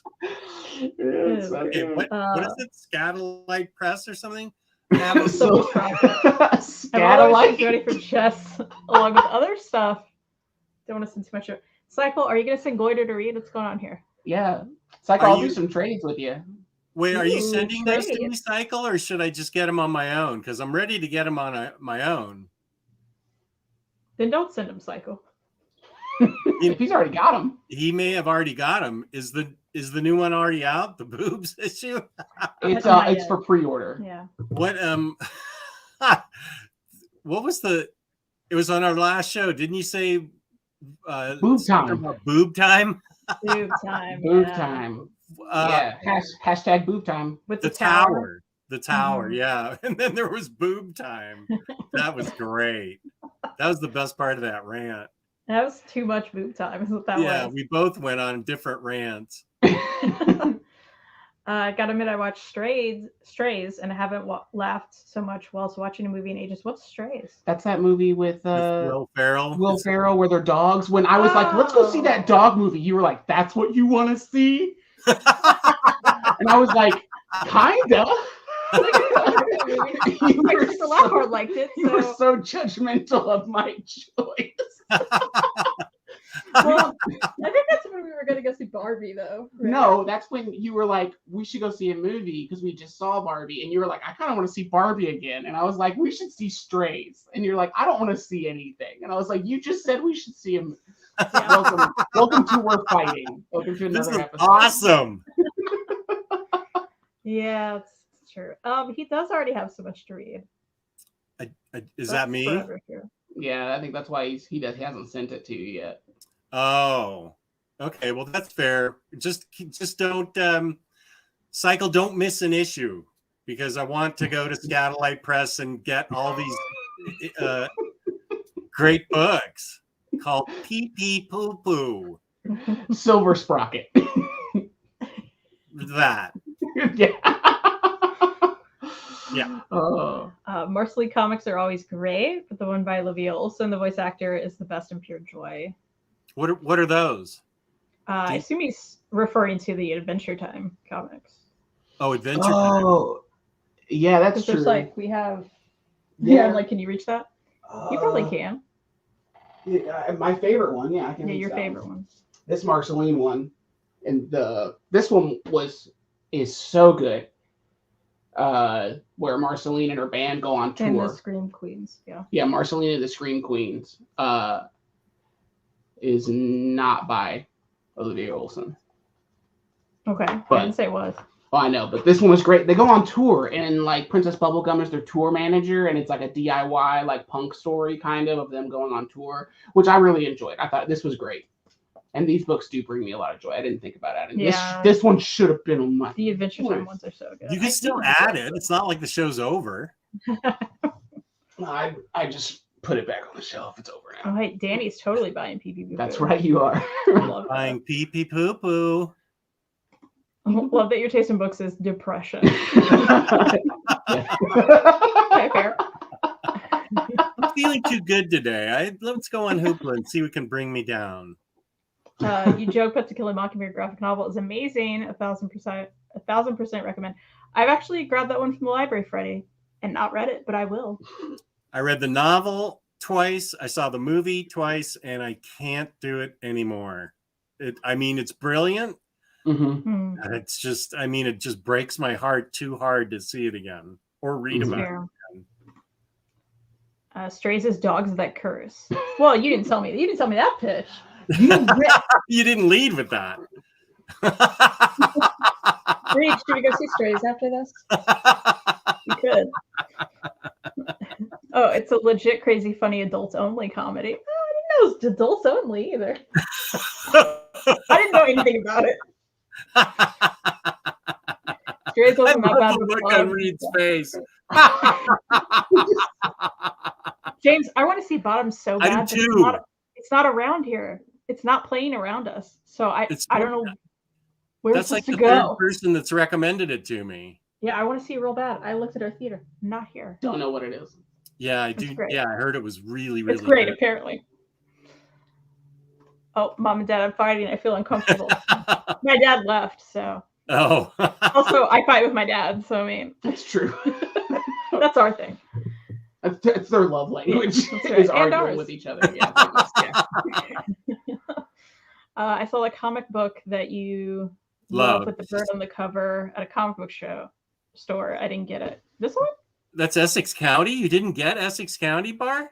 Also, if you actually saw this slipcase version, you should get it, Bar. Unless it was like $1,000. Yeah, because it's like worth a lot of money. But it's Yeah. Wow. Oh, order them yourself if you want more money for Caroline Cash. That's true. Okay. I'll go to scottapocket.com. That was close, yeah. You could probably read some goiter. I'll check what I have spares of. Need stuff. I'm going to shock the world and actually do a review of goiter. You should. You should. I'm living for it. I want it. What movie is Bar referencing? Do we know? To Kill a Mockingbird. God, that makes sense. Yeah, we watched that. We watched that in high school. We didn't do for me. Yeah, same. Yeah. That one was good to read. Talking about Marcy and Simon. It follows directly from the series ending. Oh, cool. Okay. We should rewatch all of that. What a joy that would be. That would be a joy. Adventure Time? Yeah, it's so good. I just remembered, I think I told Taylor Talks Comics I was going to send him the new Simon Hanselman book that they completely forgot about it. Send that one to read then. I'll take it. I feel like he sent me a Simon Hanselman book. Yeah, this one. Yeah, I saw there was the shiny one. There was one in that one. Yeah. I love the shininess. I recognize the witch with the nose. You have some by him. Yeah, I have a couple. That's all I know. Strays is on VOD right now. Bottoms will be on VOD next week. Oh, okay, we'll just do that. Okay. I mean, I was Do you want to watch TV, Kristen? No. Is Barbie on? Bar, thank you for that. I'm actually writing that down. Bottoms. 22. Okay. Love it. You're not going to know what that means in a week. In a week, she's going to look at that note and she's like, why did I write down bottoms? Yeah. Got it. Everyone will love it if you review all the indie books. OmniDog also followed. See, I'm bringing people to you now, Jess. Oh, thank you, Mark. Where do you follow me? Instagram or YouTube or Discord or my Twitter, the Twitter account that's dead? I think everyone's Twitter account is dead. Let's be real. I haven't done anything there since 2015. I think it's my turn, maybe. I think so. Sure. Why not? I could not talk about Junior High. Of course, illustrated by Tilly Walden, written by Tegan and Sarah. I don't know if you guys know this about me, but Tegan and Sarah is like my favorite band of all time. So this was a joy. And Tilly Walden is one of my favorite comic artists of all time. So the connection here, it's like they were, yeah, it's like they were like, hey, let's put her two favorites together and see what happens. What happens is it's amazing. It's so good. I loved the memoir that Tegan and Sarah came out with that this is kind of loosely based on, called High School. And this junior high, so they're, it's them but set younger. Some of the stories from high school. This is like it's their story. It's about them. Yes. Okay. But it's a little bit fictionalized because it's in the modern world. So it's like a modern telling, and some of the things are like actually from their life. But yeah, they wrote it, and it's so good. And Tilly illustrated it, and I think this is some of the best Tilly art that I have seen in a book. Which I love all of her art, but it's just so good. What's that one page I adore? You know where that is, Reid? I don't. I can't help Reid's like, I haven't read this. I haven't read it yet. Okay, I'll find it one day. Okay, books to get. I got to start a new page. What's this one called again? Tegan and Sarah Junior High. Junior High. Yeah, I can't find it, but there's great illustrations throughout. Mm-hmm. It's lovely, and it makes me so happy. So does any Tilly book, but this one especially. Yeah, I can't believe that team up. The best team up. I freaked out. I knew they were like making a graphic novel because when I talked to them in Nashville, whoa. It was like only the fifth time I met them. You dropped something there. It was just like the fifth time, or something. But they were talking about that and putting out a graphic novel, and I was like, oh my gosh! And I should have asked them at the time who was doing the art. You did. They didn't tell you. You asked if Jeff was doing it. You asked if Jeff Lemire was doing it. Literally, and they were like, we'd love to work with Jeff. No. I listened. Reid's wrong again. She blacks out. What I said. She doesn't remember. What I said. What you said. What I said was. What I said was, hey, a dream collab for me would be Jeff Lemire, and then because they know and love Jeff Lemire. And I only ever got into Jeff Lemire because Tegan and Sarah. Tegan and Sarah said something about how liking Jeff Lemire, and you picked up a Jeff Lemire book? Sarah Quinn went on this show, Canada Reads, which happens every year in Canada. And basically, there's like several people who come on and they champion a book, is what they call it. So, and it dwindles down from like, I don't know how many books, like 10 books or something, until there's one final at the end. And that is the Canada Reads pick. And then like all of Canada is supposed to read it or whatever. Probably not all of it, but and I watched it when Sarah was on there, and she brought Essex County to the table to champion it. And it was the first time a graphic novel had been on, and of course, like it was out like the first round because everybody's like, oh, pictures. But Sarah was so great in championing it, and I was like, well, I got to read this book. So that's the only reason I ever got into Jeff Lemire. Okay, that was a long time ago. I know this sounds like blasphemy, but are they from Canada, Tegan and Sarah? Yes. Okay, I apologize for my ignorance. Canadian. It won't come up again. Okay, ask me anything. I know the answer. Yeah, you know them now, apparently. I've only met them a few times. It's fine. I interviewed them once. That's fine. And Kyle Starks. What? You interviewed him? I did. Wow. She did. Yeah, many years ago. Speaking of interviewing, did you get your copy of Lights? I didn't get my copy of Lights yet, but it's fine because I read it before it came out. Well, we need to interview Brenna Thumler. I wanna be your bestie, real bad. I kind of do too.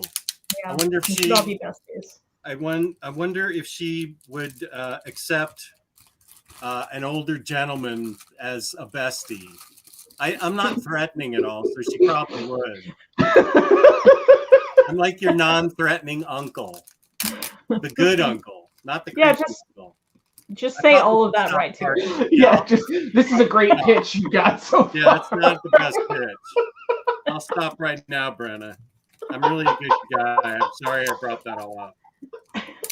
Wow. Whoa. James, please do not clip any of that. I don't know what this means, but you need to check his story, I think. Oh, was it good? Wait. Let's go back to that one. What is that? Whose reaction? Well, Reid laughed at you saying plum pocket. Who's Nate Garcia and shared what reaction and what is plum pocket? What are we talking about here? You said plum pocket instead of silver sprocket. Oh, Reid laughed a lot. Yeah. I'm assuming Psycho clipped something and put it somewhere. That's my guess from this. Is that it? No, Plum Pocket is one of Nate Garcia's books. I don't think I said plum pocket. I think I said Scatolight and scum pocket. Okay, well then I don't know what's happening. Why? What's happening? I don't know. I thought Plum. No, I didn't know. Mini Comic Monday, I did a Nate Garcia, but I thought I did Alonzo Sneak. From when you unboxed all the indie books. Oh, Jess, talking about. Okay, this is you. Not me. Oh, what? Me? I think so. Who are you talking to, Cycle? What are we talking about? Cycle, you're confusing everyone. You gotta scroll down to the bottom. Pocket? We gotta be here current. Yeah, he's talking about Justin. Yeah, he's talking about you, Jess. Cycle, you made Reid too excited. Okay. I was like, for a second, he was like, "Oh my gosh, Nate talked about me." No. Plum Pocket. Okay, wait. Here's Plum Pocket. Okay, there you go. You have Plum Pocket. So Plum Pocket's good. By Nate Garcia. Is that the reaction? It's just you opening it and laughing. It's crazy. Oh yeah. So I had a reaction to this, and Nate put it in his story on like his blog or something. What are we talking? Probably Instagram. Instagram story. Yeah. Oh wow, that's cool. Okay. No, I mean just the art looks crazy wild. It's insane. Yeah, I read Nate's work is like some of the only comics that I will actively read when he posts them on Instagram.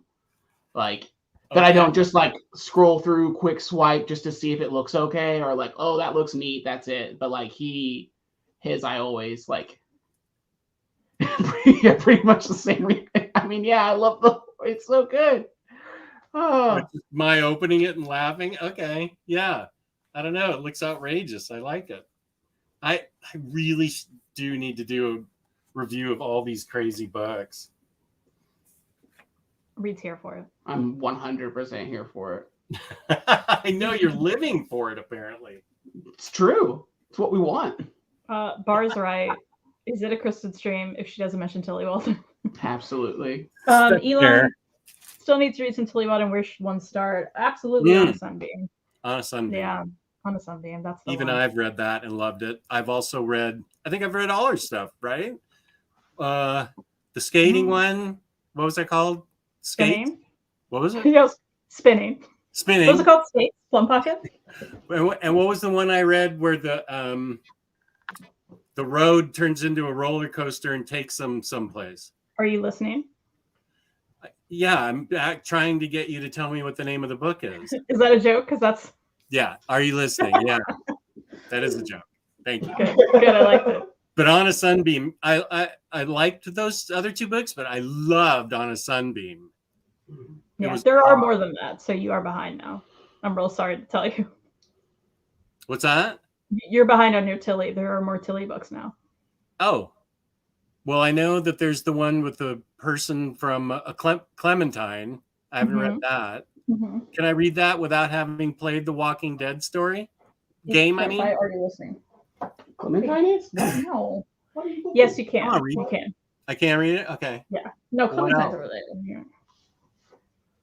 Oh, that one? Yeah, Alone in Space. So this is collecting some of her like shorter works as well as some stuff that hasn't been put out. So yeah, where did you get that from? Avery Hill Publishing, which is in the UK. Alone. Okay, Tilly Walden. Tilly Walden, Alone in Space. Yeah, you can individually get some of these books, but this is probably the way you want to do it because it'll match your other ones. Oh, I see what you're saying. And Clementine. So are those the only two I'm behind on? Yeah, and I believe Clementine is currently in the red tag sale of IST. The red tag sale? Mm-hmm. Good. The red tag sale, you say? Yeah. Just a heads up. Good to know. Canadians in other countries were required to read it. That makes sense, Mark. Just thinks it's blasphemy to call someone Canadian. I love the Canadian. It wasn't blasphemy. It was that I didn't know where Tegan and Sarah were from. Oh, no, that's okay. I thought she might overreact and, give me a reaction. No, I don't expect everyone to know they're from Calgary, Alberta, Canada.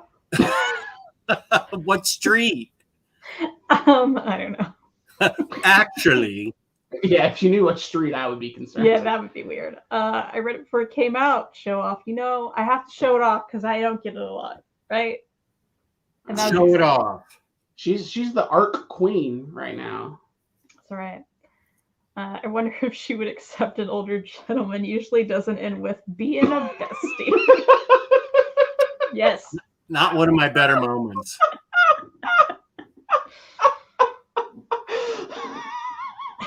I don't think we should do the interview live. Yeah, people will quote you. Oh, they will be bringing it up from the very beginning. Yeah. Hello, Marcelo. Hey, Marcelo. Hey, Marcelo. Ooh, okay. What is your most controversial comic book opinion? Couple, be about a character, a series, a creator, an artist, etc. Okay. Why is this me directly? You just know I have them. Hot take. You definitely have them. Yeah, I got a feeling like.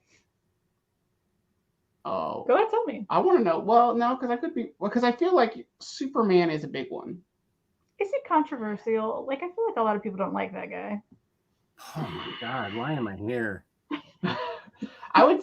Well, the most controversial in our relationship is Kristen really, really did not like A Contract with God. That's true. Oh. She had, and every point she had was a valid point. Like 100%. But that was probably the most controversial.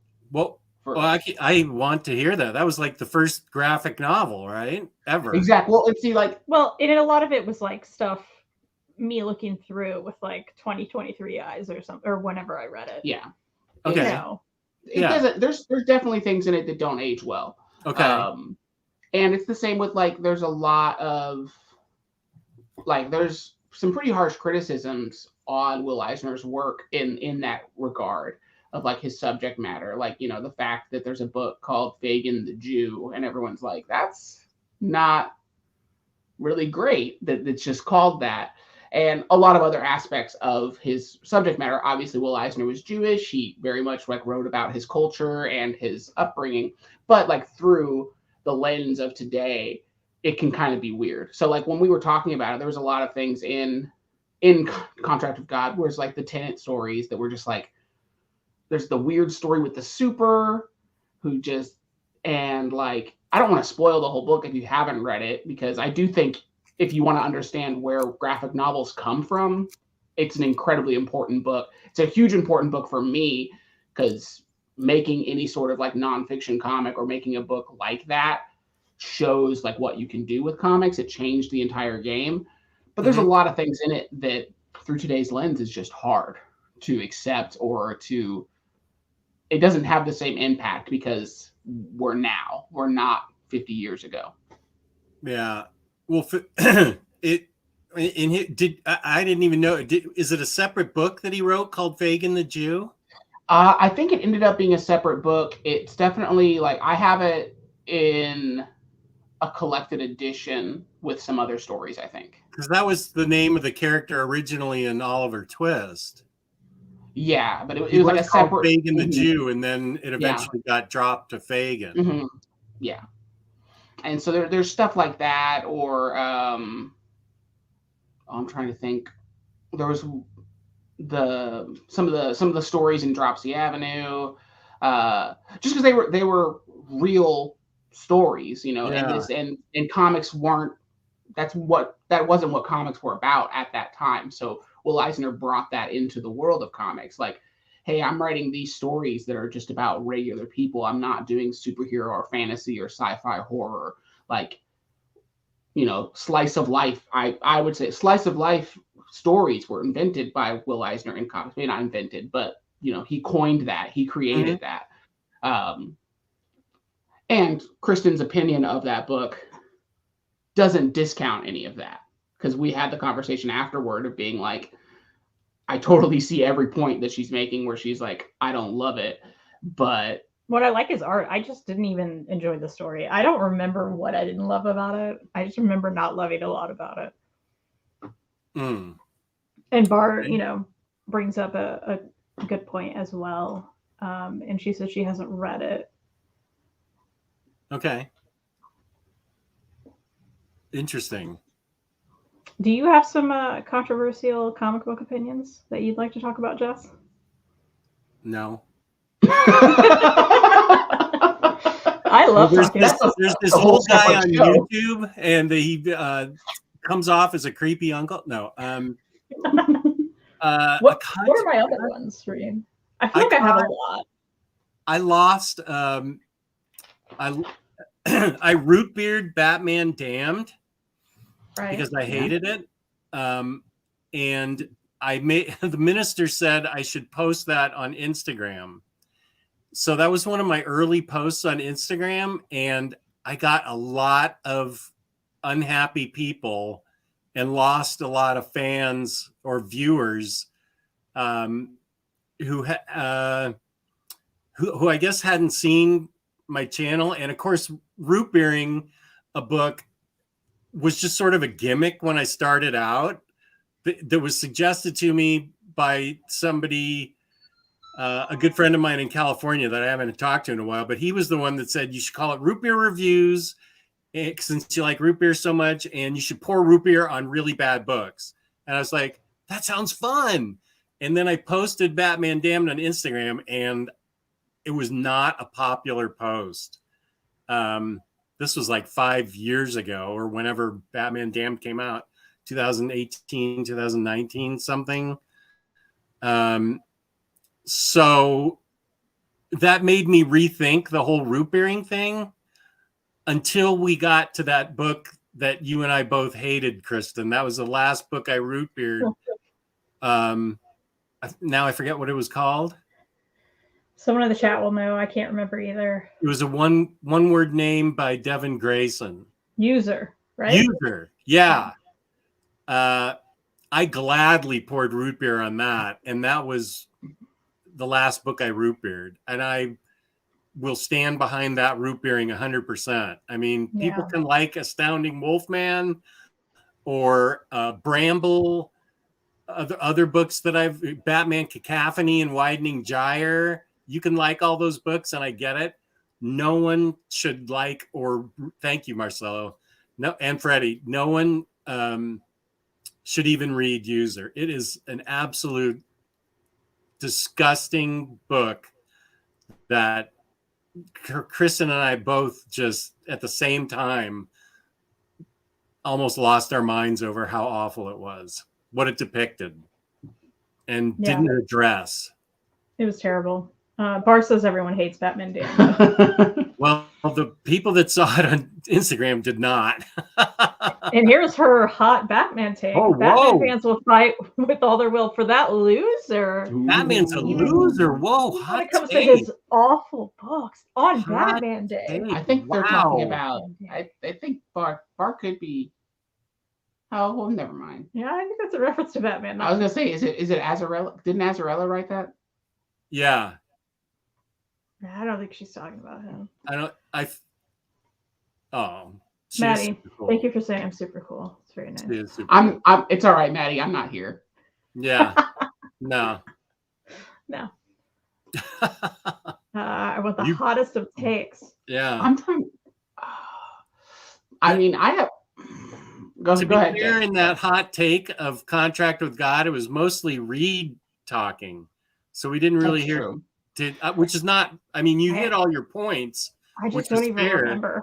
Oh, you don't. It was probably more traumatizing. It's probably more like I remember it more because like before she had read it, like I would always say, "Oh, Contract with God is like that's the book. Like that's the graphic novel for me."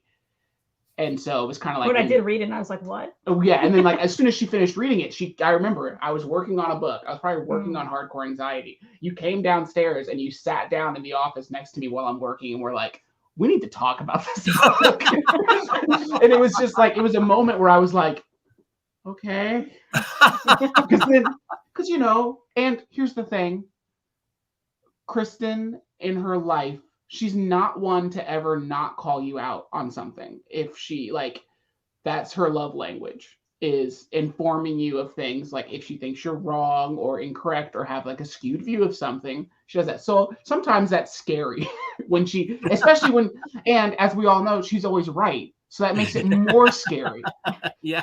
So there's that. Like we've talked about doing a show at some point of us actually doing like a Contract with God, like debate type thing where we do actually like maybe she rereads it and we go through it again. But I can't think of any other big hot takes that you have on some books that you were like, holy. Oh, well, Kristen's biggest hot take that is not that much of a hot take, but how much she doesn't like Jonathan Hickman.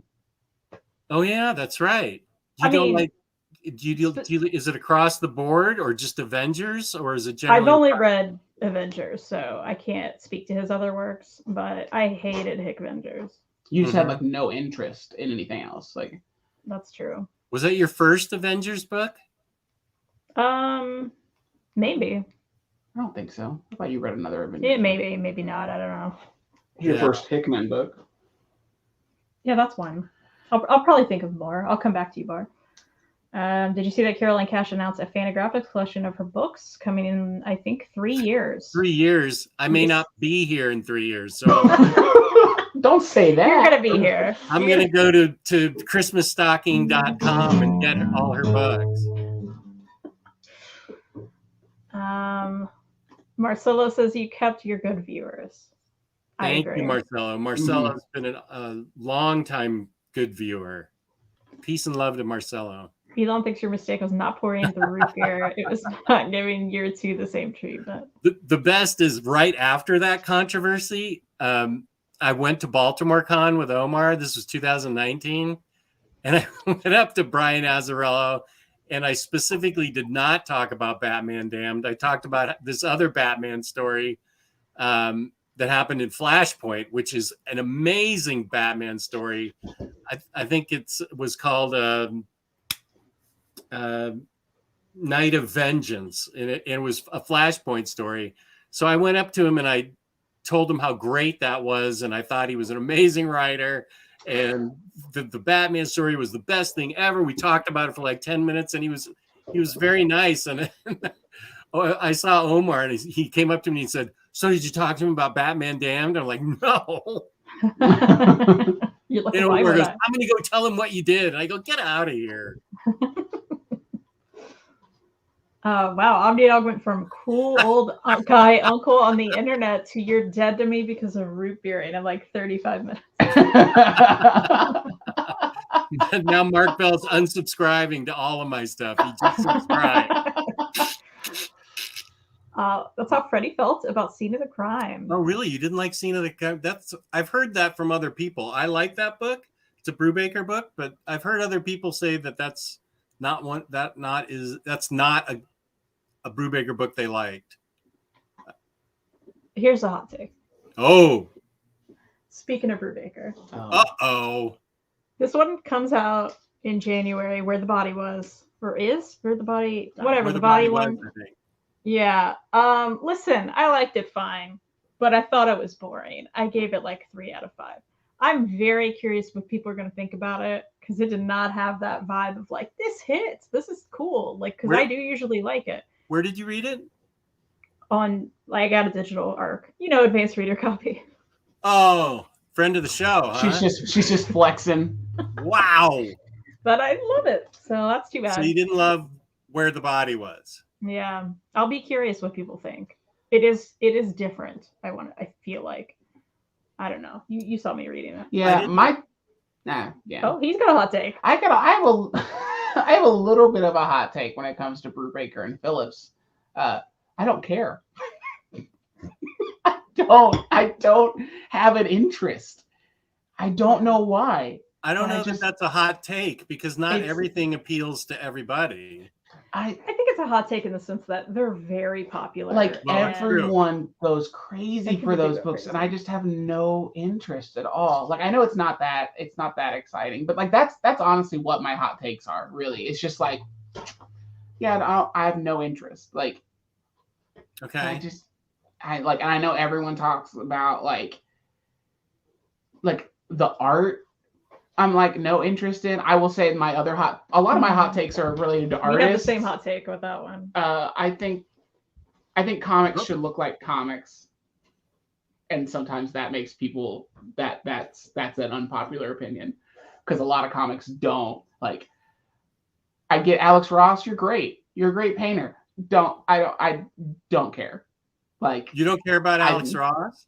Yeah, I also don't. I'm like, I think the I know Jess is gonna lose. Hey, you guys wanted hot takes. I don't care either. I get that the paintings are great. I get it's great. I don't care. I'm not discounting that I'm not saying it's bad. I'm just saying I don't care. Like, I don't know what it is about it. It's just like, it's the same with like artists that I feel like have a great technical application in art, but sometimes that's all it is. It's like, I could care less if you nail the anatomy perfect. Like, I care about if the art has movement or feeling to it. I don't know. That's like, you could have the same argument of like, why do some people love Rob Liefeld when a lot of people are like, his anatomy is trash? And it's like, yeah, who cares if the image looks badass? The image looks badass. Like, or like that argument. It's stuff like that, to where, I don't know. I would rather read Walt Kelly's cartooning and then read anything Jim Lee ever drew, or look at anything Jim Lee drew. That's not fair, pulling Walt Kelly into the discussion. That's like, I'd rather. There's a lot of people that would say that Jim Lee is a better artist than Walt Kelly. I'd say the majority. The majority. I mean, that's how comic fans are. I would say like a lot, or like, let's say, you don't have to pick Walt Kelly. I'm trying to think. You could pick Harvey Kurtzman. I know I'm picking big heavy hitters and everything, but you could. Well, even the book that you love that he pulled up with the one-eyed thing. What? The what now? The one-eyed whatever. You love that book. It's like your favorite of the year. Oh, Dynamite Diva. Sorry. There's one-eyed on the cover. Just the one the way you said it. The book with the guy, with the girl, with the one eye and everything. This one. Whatever. She's got one eye. We would prefer to look at that art than any. Yeah. I would rather look at that art than Jim Lee. Well, I don't know that that's a hot take, because you just have different taste. True. That's very true. And yes, but it's not the majority. So I think that's where the hot take vibes come in. It's the majority of mindset. Like, if my dad looked at that art versus Jim Lee, he'd be like, "What's wrong with you?" Yeah, I feel like most people would feel that way, because Because yeah, it's not about, again, like the anatomy doesn't matter. Like look at Dynamite Diva on the cover. Like her legs are huge. Yeah, it's wild. Very long. Cool. Yeah, they made a toy. They made like There's an a lot actual of nipple going on there. Oh yeah, she's got high beams. Oh yeah, let's. Yeah, she got high beams. That's what you call them, high beams. About that. Boob time. Boob time. Oh, she's got them in both. Boob time. Why are we showing these? Because he's been told me. Oh, she's got him here too. It's been so long since I've heard somebody call it high beams. I'm losing it. I called boobs cans not that long ago, Kristen, and she had never heard boobs called cans. And so I've been saying, like, anytime we reference it, was like, she's got her cans out in that. Like, that's like, man, super cans over here. So that back. I'm gonna back with high beams. I'm gonna bring high beams back now because man, that's chef's kiss for that. Wow. Goodness me. It's 2 hours and we've each talked about 2 books. Yeah, that's right. Yeah, Jess, I think it's your turn. You go ahead. Okay, just a sec. Patty just messaged me. Okay. Okay, well, real quick, Bar's asking, how do we feel about over-the-top, edgy comics like The Boys and most of the things that Garth Ennis writes? I will never read The Boys. Yeah, you shouldn't. What? Yeah, I know I shouldn't. Yeah, from what I know, I'm not interested. Mm-mm. Yeah. I'm going to pause here. Patty needs me to call her. Wait, I'll get I'm just caught up. I'll just wait. You want me to take you out? I'm trying to mute. No, but how can I? Oh, mute's here. I'll just. Okay. All right. Bar just thinks Batman's a loser. I love him, but he's a very, very big loser. I prefer him that way. I love that take, actually. Speaking of that. Oh. I could do one of my picks. Oh, you should wait. I'll wait. Bar, I'll come back to that as Batman as a loser. I'm here to say Reid's one cool dude. Very nice. That's a cute Mark. You want a hot takes? We don't need ribbons and books. Get rid of them. All you need is a bookmark. James, get out of here with that. No, you're welcome here with that. I just don't agree. Here's the thing. I love a ribbon. I love a ribbon. I'm starting to take away that feeling about it as I make books and I look into what it costs to put a ribbon in a book. That's fair. Not worth it. That's fair. Let's see. Caroline Cash is a drawn on quarterly collection. Not a fan of my bad. Oh, okay, cool. Sweet. Cycle, did you love Girl Juice? Because I loved Girl Juice. Baker and Phillips are crazy overrated. Hot takes. Oh my God! What did I miss? Hot takes. We're just talking our hot takes. Not a big fan of W. Maxwell Prince. I don't know who that is. I don't know who that is either. So, we just blinked out. Huh. Did we? Yeah. But, that was a very Mitch McConnell moment. It boggles my mind that they have an armload of Eisners. Again, hot takes. Don't disagree with Reid. Yeah. The stream turned into Sunday confessions. It's Saturday. Marcelo likes Scene of the Crime, but it spends too much time setting up a world for a longest series, which ends up not paying off. It would be a lot better if more books had been released in that series. I haven't read that one. Wait, was there? Did you say something about girl Jews? Girl Juice. I asked Michael if he liked Girl Juice. Juice. Oh, girl.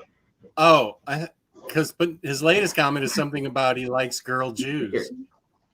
Okay. He's gonna grab it. Reid's grabbing it. I'm leaving. A book about girl Jews?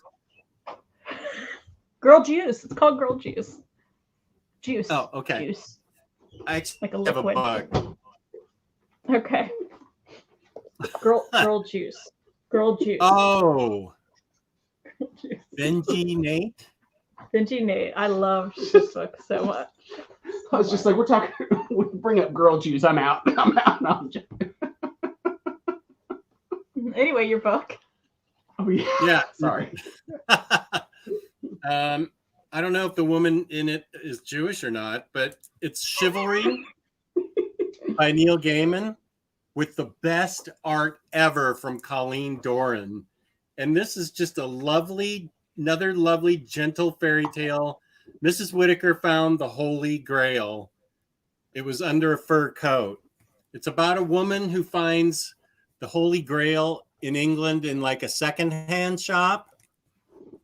And then Sir Lancelot shows up at her door and starts offering her various things for the Holy Grail. This art is so great by Colleen Doran, and the story is so nice and so fun, and it just shows an elderly woman in London who misses her husband and sets the Holy Grail up on her mantle and thinks it looks good there. And Lancelot is offering her all these various gifts from the Camelot period, from all these fabulous tales. And he brings his horse and gives kids in the neighborhood a ride and offers, and she figures out, who he really is and what this means to her. But it means, and the things he offers her are more and more amazing. And the reasons she has for saying no to these things, it's like he brings her an apple. So she's elderly, like a pensioner in England, a widow, and he brings her an apple in exchange for the Holy Grail. One bite from it will heal any illness or wound, no matter how deep. A second bite restores youth and beauty. And a third bite.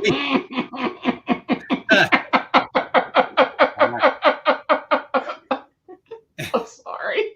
No, I that's legit. I screwed up. And a third bite is said to grant eternal life. And she considers it. But she ultimately turns it down. And her reasoning is just really remarkable and insightful. And it's so lovely. She, invites Lancelot for tea. And how it ends is beautiful and brilliant. And it's just a lovely fairy tale about a sensible woman who has no wants really at this point in her life, and explains exactly why, in her way, she's okay with aging and the fact that she's a widow, and that these great gifts that he's offering her really don't matter to her much. But it comes with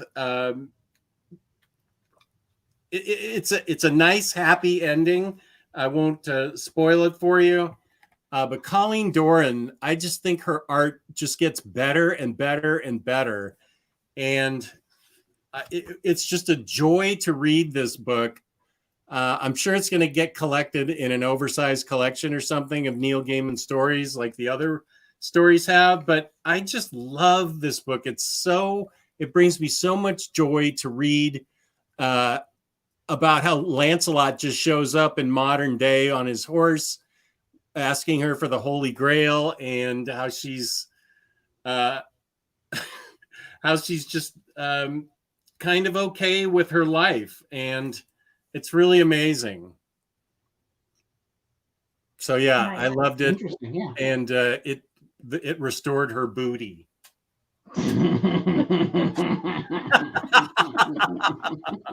And her high beams. Yeah. For his newest thing that brings him joy, Sagio Jembo. Crystal's hot take: all the Marvel books with dudes are boring to me.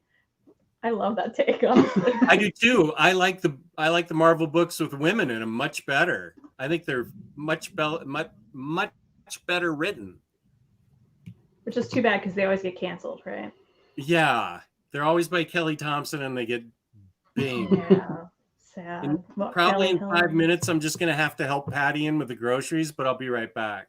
Okay. Okay. Read decks start with a lot of expression, so Mhm. to find out realism, if that makes sense. Totally. Yeah. Yeah, that Chili's makes boring. sense.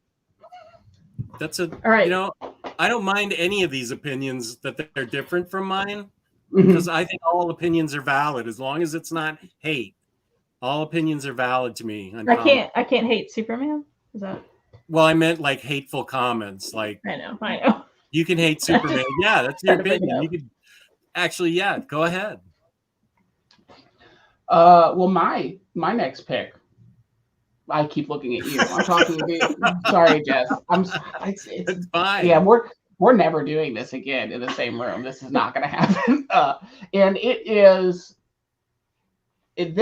there's nostalgia reasons for it. There are a lot of reasons why this book brings me joy. First and foremost, it's absolutely hilarious, and it is Sex Castle by Kyle Starks. Yeah. This book is just so much fun. It's such a great love letter to a genre of movies and books and media while being really self-aware. And like it knows it's ridiculous because all movies like that are ridiculous and things like that are ridiculous. So it can poke fun at itself, but it also has a ton of heart that's like surprising and it kind of catches you off guard. Also, this is when me and Kristen first met Kyle. He signed it and drew a little cat in there, not knowing we may have not even had cats at the time. I don't think we did. And we didn't even know that we lived near Kyle. Like we didn't know any of these things, and then we became friends with Kyle. So there's a lot of like good friends, right? Yeah, we've become really good friends. Yeah, we play board games and go to wrestling and hang out, and it's just like it's wild that that's what happened in our lives, and this book kind of set a lot of things in motion, I feel like, for us as people and as comic fans, and then me especially as like a creator. So this book brings me a lot of joy. I almost picked that book. I just recently reread it before Heroes Con because I was going to take it to get signed by him, which I did. Mm-hmm. I love that book. It's so fun and ridiculous and great. It is yeah, that's a good pick. And I love all the things, as you said, that it's set in motion for you. Mm-hmm. So it's kind of an emotional pick too, because a little bit, of the friendship with him that started through this book. Absolutely. Yeah, it's a great one. One of my everyday go-tos, Buffy. Okay. She's trying to pull everything off the table. I love how both your cats are attacking you right now for the past 2 hours. Yeah, that's another reason why we're probably not going to do it like this again, because usually the doors. He's out there wrangling them during the cat wrangler. People like seeing her tail and stuff. That's true. Of course. Of course, Mutts. Of course. I love Mutts so much. When I say it's an everyday thing for me, I have one of those daily like comic calendars on my desk at work. And so every day I read, like, that's the first thing I do is I change the date. I read the funny Mutt comic. It gives me joy. I love it. And I go on with my day. So they kind of start my day every day. And I love that so much. They are just a total pure joy of a hug.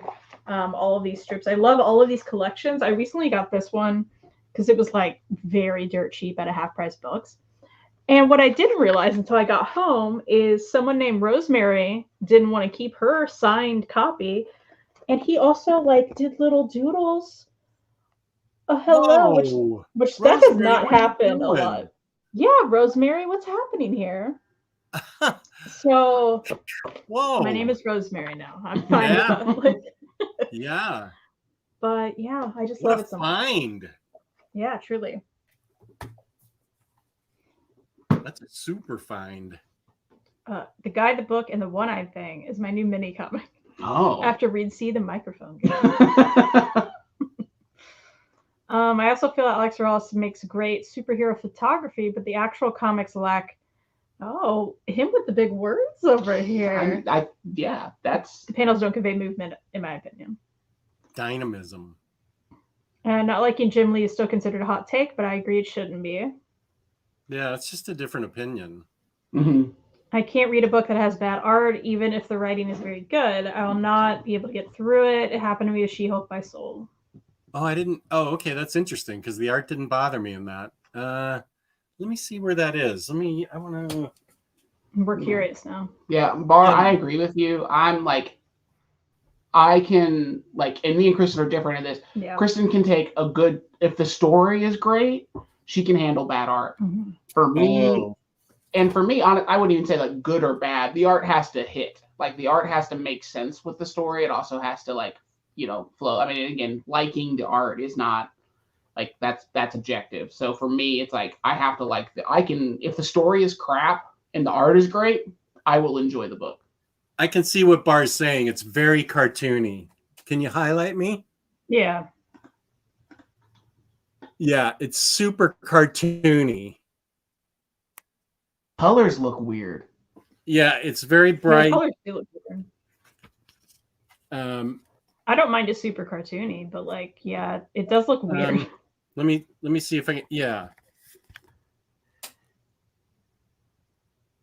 Yeah, interesting. I feel like her cans look weird. Yeah. Whoa! Look at that. Whoa! Okay, that's creepy. That is. Yeah, I don't know about her cans. Interesting.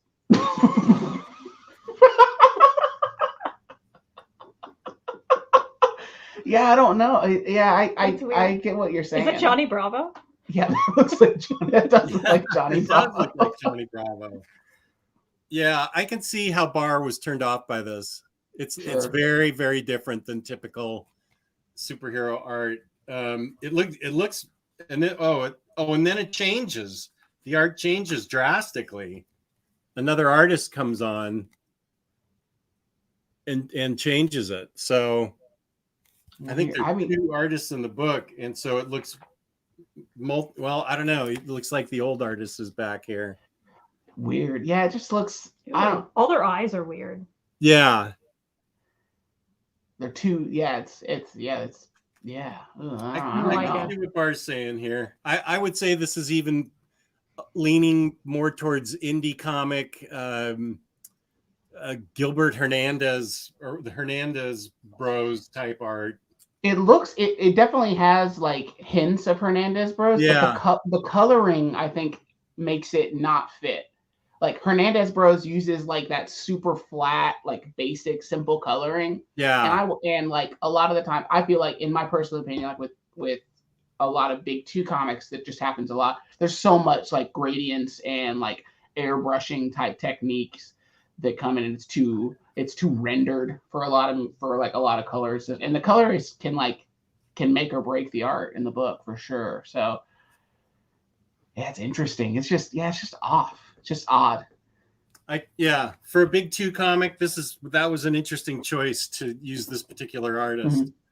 Mm-hmm. So I can see it didn't stop me from enjoying it because I had to go pull it to remember, but I can see what she's saying. Totally. Hot take. Some of Cullen Bunn's books have lazy endings. Okay. That's really more of an opinion. Well, I think any hot take is an opinion. Yeah, a hot take is a hot opinion. But I don't think that's aren't hot takes supposed to be kind of controversial? Like you're just unpopular, I would say. Yeah. Okay. So I guess because I like a lot of Cullen Bunn's books. So yeah, that's a hot take to me, you rat bastard. No, I don't care. I'm not a creepy uncle a little later.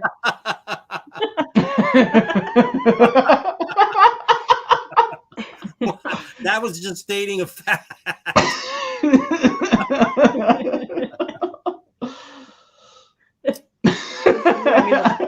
Jews are all cool. Peace and love.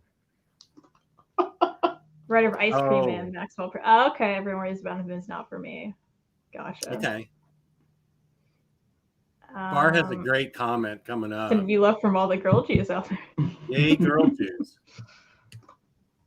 Now every time I look at myself in the mirror first thing in the morning, I'll say, "Go get it, girl Jews." So empowering. Girl Super Jew. Love that. So empowering. That's awesome. What if the beauty is booty? Oh, What's up? I just got deep. Philosophical. I just got so deep. What's with all the body parts in the stream? And why is Jess always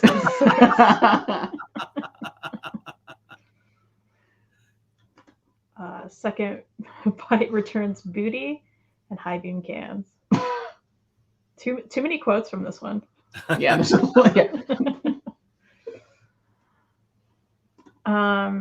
just let us know if the power goes out, will she still be able to see in the dark? High beams. Yeah. High beams. I get it. Wait, where's the docuseries on Netflix called Wrestlers, a series about Ohio Valley wrestling. I heard about this because we know some people in this documentary. Really? Mm-hmm. Bart, you're blinking out, huh? Oh. 2 questions before that, Bar had a funny comment at 3:00 my time. Yeah, I missed that one. Sorry. Yeah, that's a good one. Total Joy and a Marvel dude, Howard the Duck. Reid's commission always makes me smile. Oh, thanks, Freddie. I would argue that the animal dudes are better than the human dudes. Like Howard the Duck and Man Thing? Sure. Those are animal dudes. Freddy's plushie and all his booty from Stan Sakai is really awesome. He sent me pictures of it. Yeah, I'd love the little chibi plushie. Super yeah. Cool. Calvin Hobbes, Carl Barks comics. Love, yeah. All great strips. Love that. Yeah. It's like the Hernandez Resident would be good. That's true. There's also a page in She-Hulk that was so confusing with the paneling because I didn't understand where I'm supposed to look at and what was the order of the panels. It really bothered me. That's always a problem. Like if you're not making that clear, you did it wrong. Sure, and that's like I will say. I mean, that's a big criticism of a lot of stuff, like in the '90s with like McFarlane and like the early Image stuff. They break the panel structure a lot, which like the pages look super dynamic and incredible, but it is really confusing and hard to read. Like, I know I recently read some of the Savage Dragon, like early stuff, and there's a lot. There's just so much happening on the page to where it's hard to follow at times. But the pages look fantastic and the art's great, but it's still little struggling to get through it a little bit. I think I'm going to stop reading Simpsons Treehouse of Horror, and I want to read this now. I want to see because I remember liking this, but now I want to see if the art pulls me out, like with Bar and other people, like Freddie. I mean, look at this one. This is so weird. That's like out of some comic strip. What? Let me solo you. He looks like a Scooby-Doo villain. Yeah. Like driving away real fast to get away from those meddling kids. Yeah. If it wasn't for those darn meddling kids. Ooh, Patsy Walker's in this. I forgot about that. That's cool. Oh, I love Hellcat. Yeah, she's great. She is great. I think it's you. You want to go? Yeah, these are gonna not be a surprise to anybody. Irredeemable, my all-time favorite comic by Mark Waid, who was your Waid of Honor. Right. It's basically for those of you maybe there's some people out there who don't know. I've always banged the table about this comic. It's if Superman went bad, and the Plutonian is the guy with the powers in this.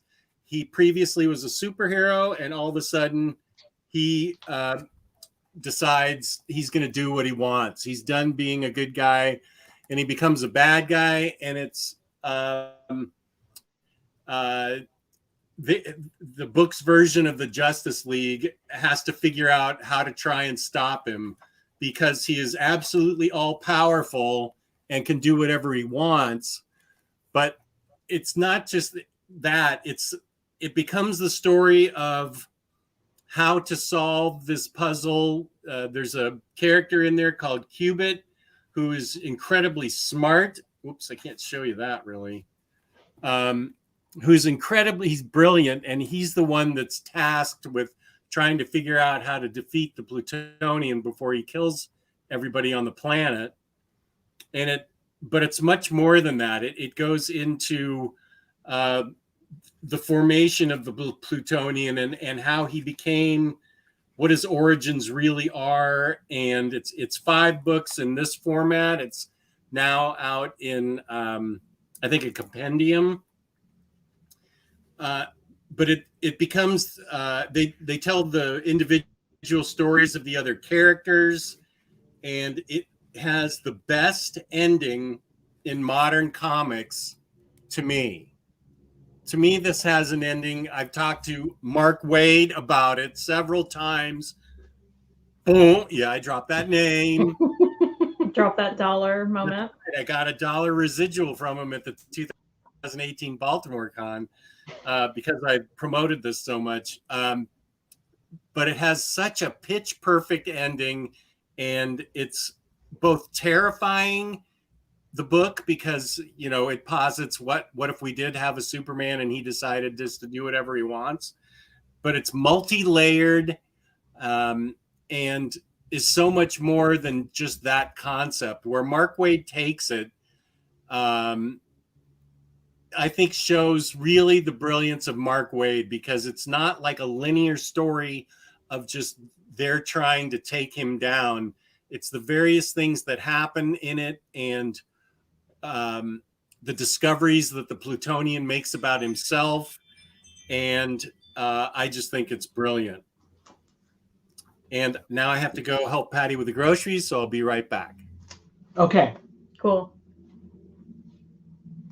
Bar's saying, I kind of want the series to be redone with different art because the story sounded interesting. Have you ever read something where you're like, well, no, because you wouldn't. You'd put it down. I was going to say where you'd be like, I want this redone with different art.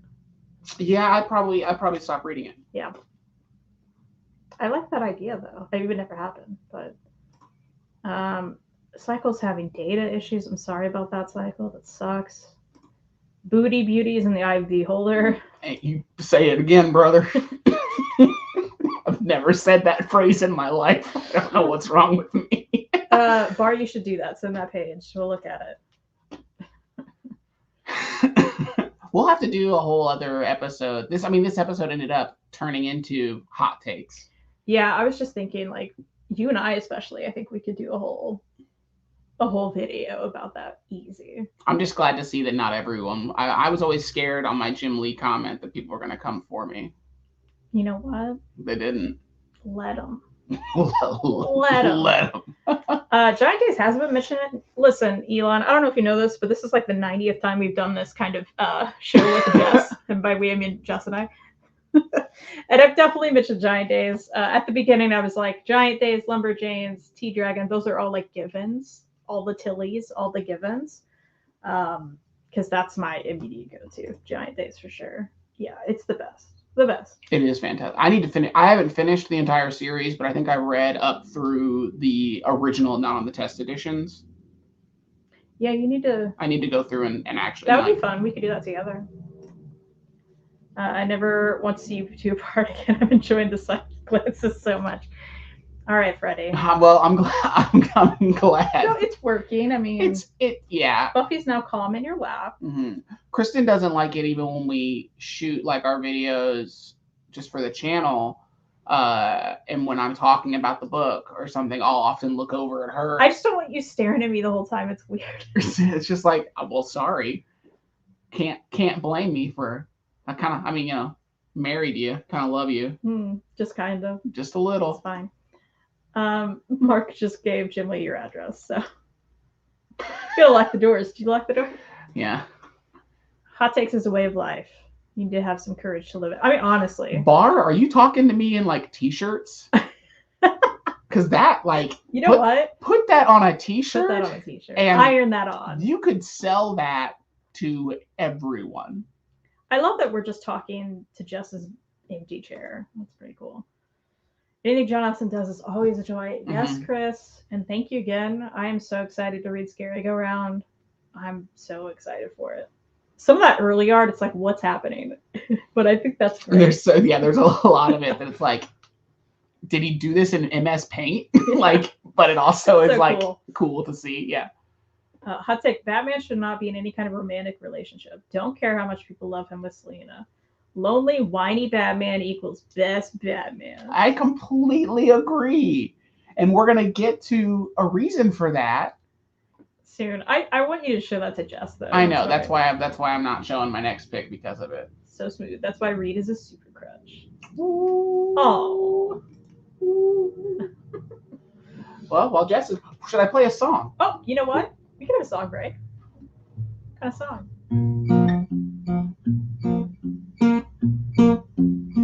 I'll move out. I don't know what to play. I don't either.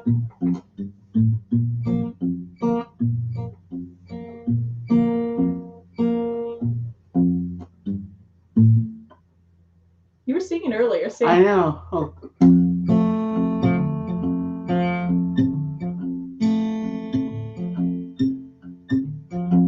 I don't know what to do. Oh, come on. All right. You have songs. Sing the Spiderweb song. No. I'll take requests. Requests in the chat. You know someone's going to say Freebird. Are they? Probably. No one's saying that.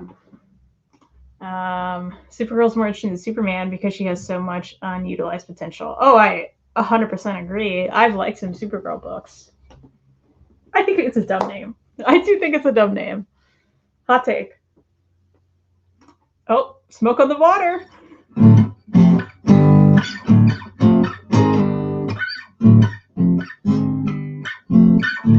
Messed it up, but that's fine. Theme song for the Reid the Microphone comic.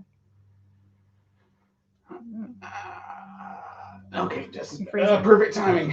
Do you know Jess is helping Patty with groceries? Ooh, you should have sang that. That's a good one. I should have sung that song. Grab it. He's back.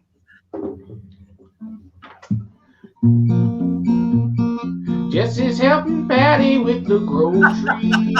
Nice. Jess is helping Patty with the groceries. There we go. Patty was in a bad mood because she got held up in the parking lot and Safeway wasn't ready.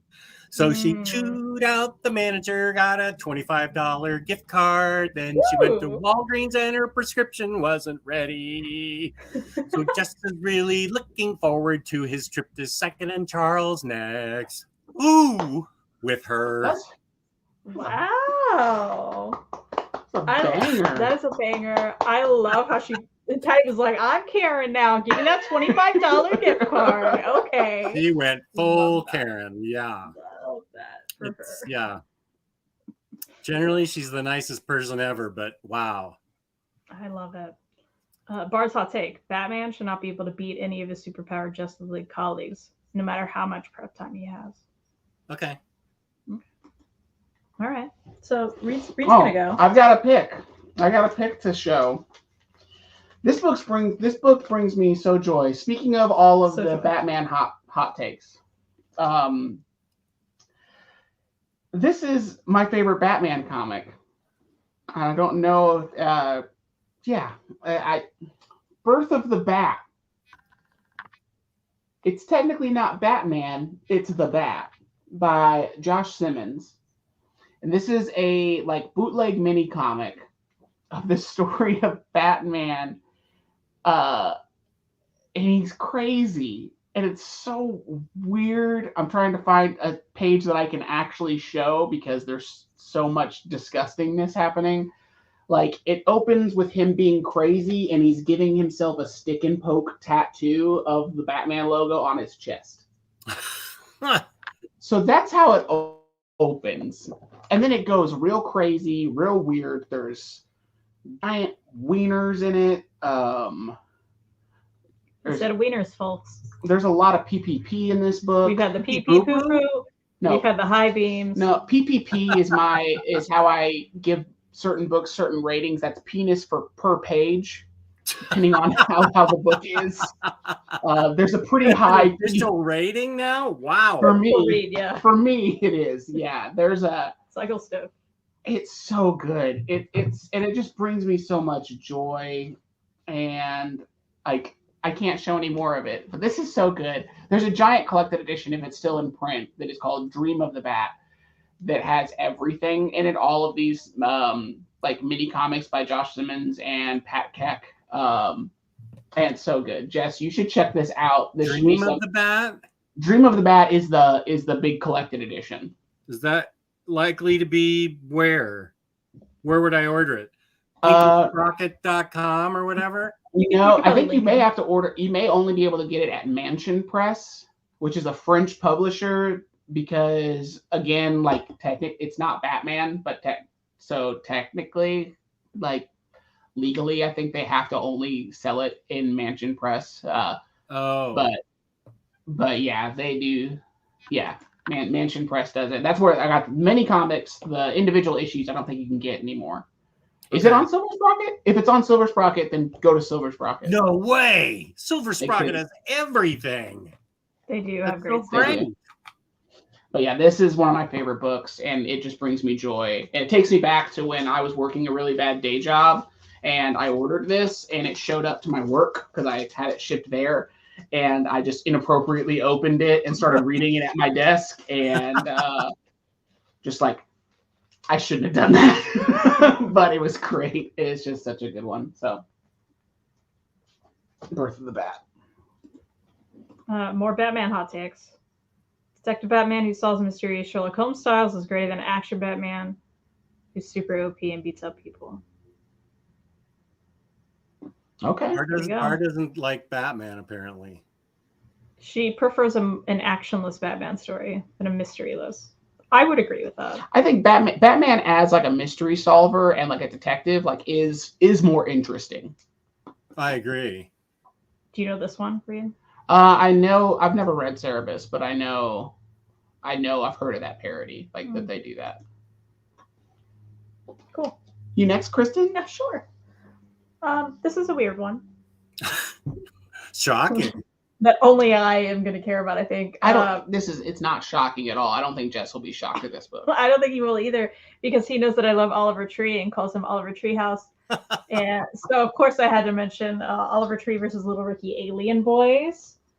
What the heck is this? This. Ooh.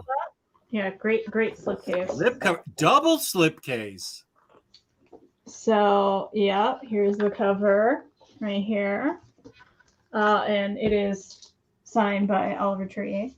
Oh, now that's a good book plate. I know, right? It is a good book plate. This is great. Here's the thing. If you're not an Oliver Tree fan and you're not familiar with his characters, I don't think you're going to care about this book. But I happen to be a huge Oliver Tree fan. And it has brought in so much of just like bits of interviews I've seen with him, music videos that come together, and they created a whole wild story about his character, which I loved so much. I hope there's one day going to be like more, because every album, Oliver changes his character. So this one is all about the one in his first album. There's since been a second album, and the third one's coming out this month. So I'm hoping one day they will go back and, continue on with the characters. At the end of this one, they tease the next character. So I do hope it'll happen one day. But this one's about Turbo, his first character. This makes me want to be an Oliver Treehouse fan. I want that book, but I won't understand it if I don't listen to his music. You really won't understand. You won't get the bits. You read this, right? I read it, and it's and because I enjoy Oliver Tree. I'm not as much as this person next to me, but I do enjoy Oliver Tree, and it was. Where did you get that book? This was. It was Z2, unfortunately. Z2. Yeah, unfortunately, this was a Z2 book. It was sent in a paper mailer. Yeah, the first one I got, the slipcase was all dinged up, and maybe that one, I'm not sure. It was this one. And then I complained about it because I was like, "What are y'all doing?" So they just sent me another one, so I have two now, and I'm like, "Fine."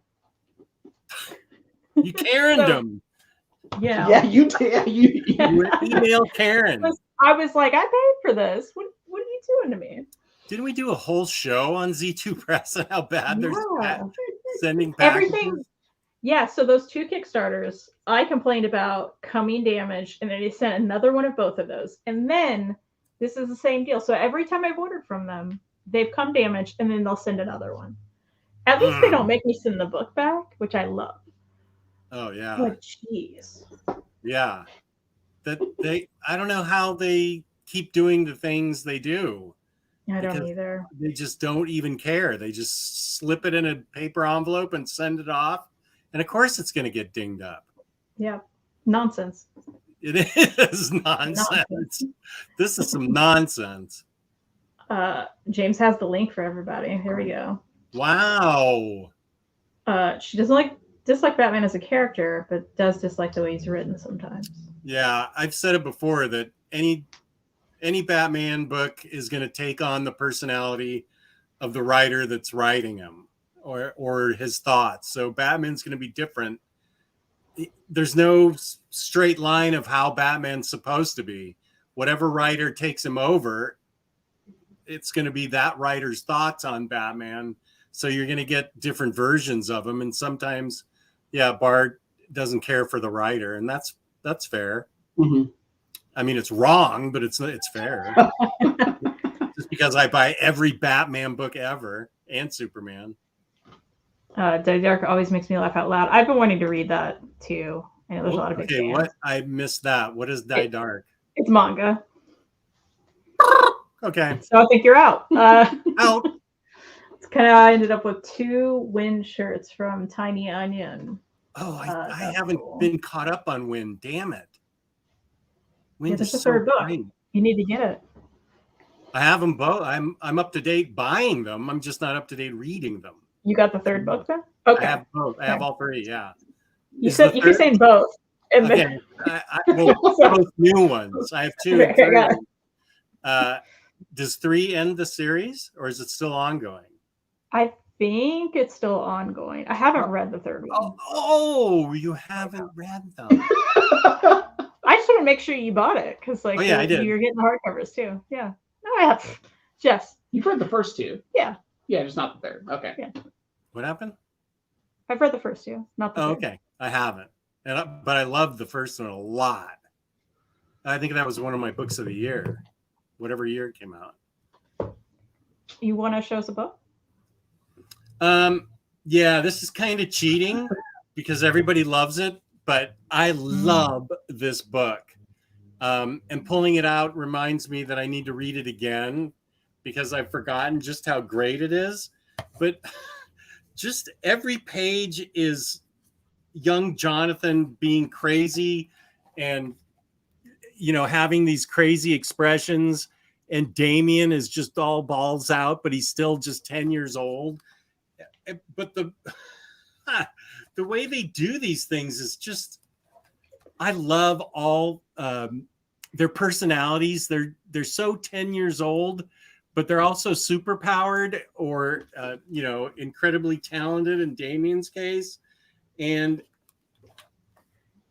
I need to read this again. And the 3 trades that have now come out that are coming out in the super duper omnibus. No, I am not getting that. Forget it. I'm sticking with this and the 3 trades. But I urge everyone, this is different than like a regular super powered book. These kids are like getting into hijinks and fighting crime and just they're like growing up sort of before your eyes, even though they stay their age. And I would argue, and I don't think anybody would disagree with me, that young Jonathan is way more interesting than the aged up Jonathan they've given us. As much as I love reading the teenage Jonathan, freaking Crypto's in this. That's all you need to know. Crypto, man.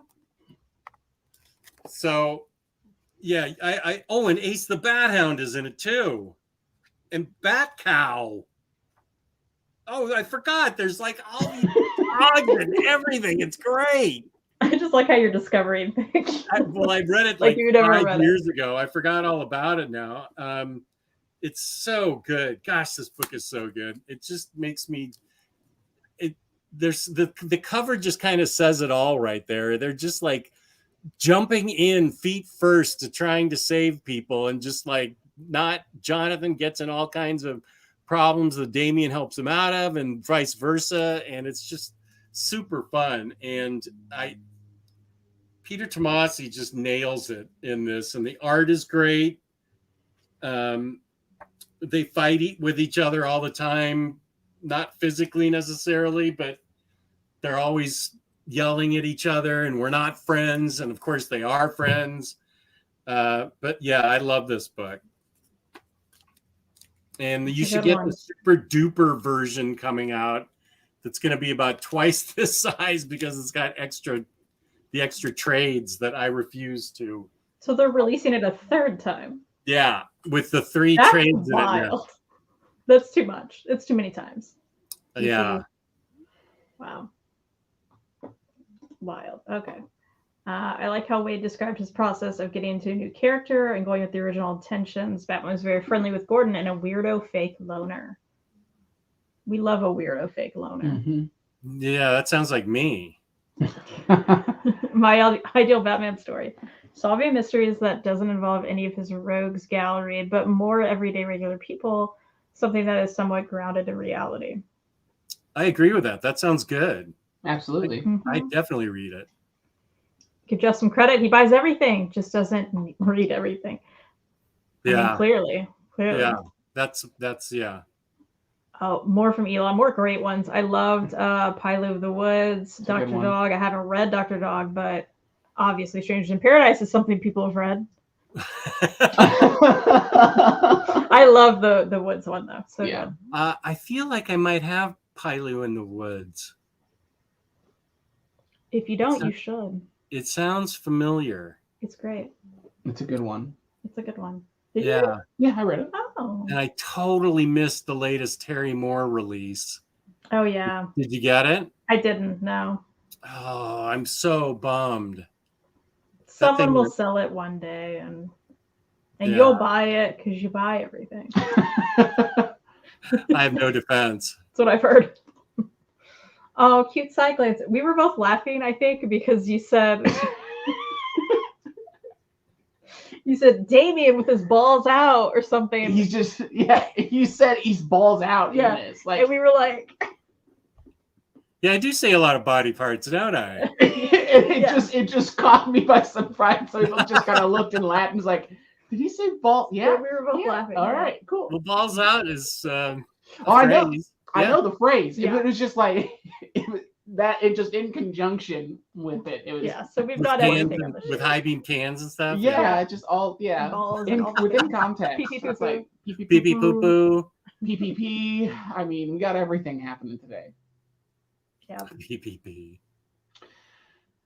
Should be a super bus, honestly, right? Super bus. Look how passionately happy Super Sons makes him. It is a good time. Mm-hmm. It is a good time. I'm down to my last one, and I'll show. Mm-hmm. Yeah, I can be down to my last one.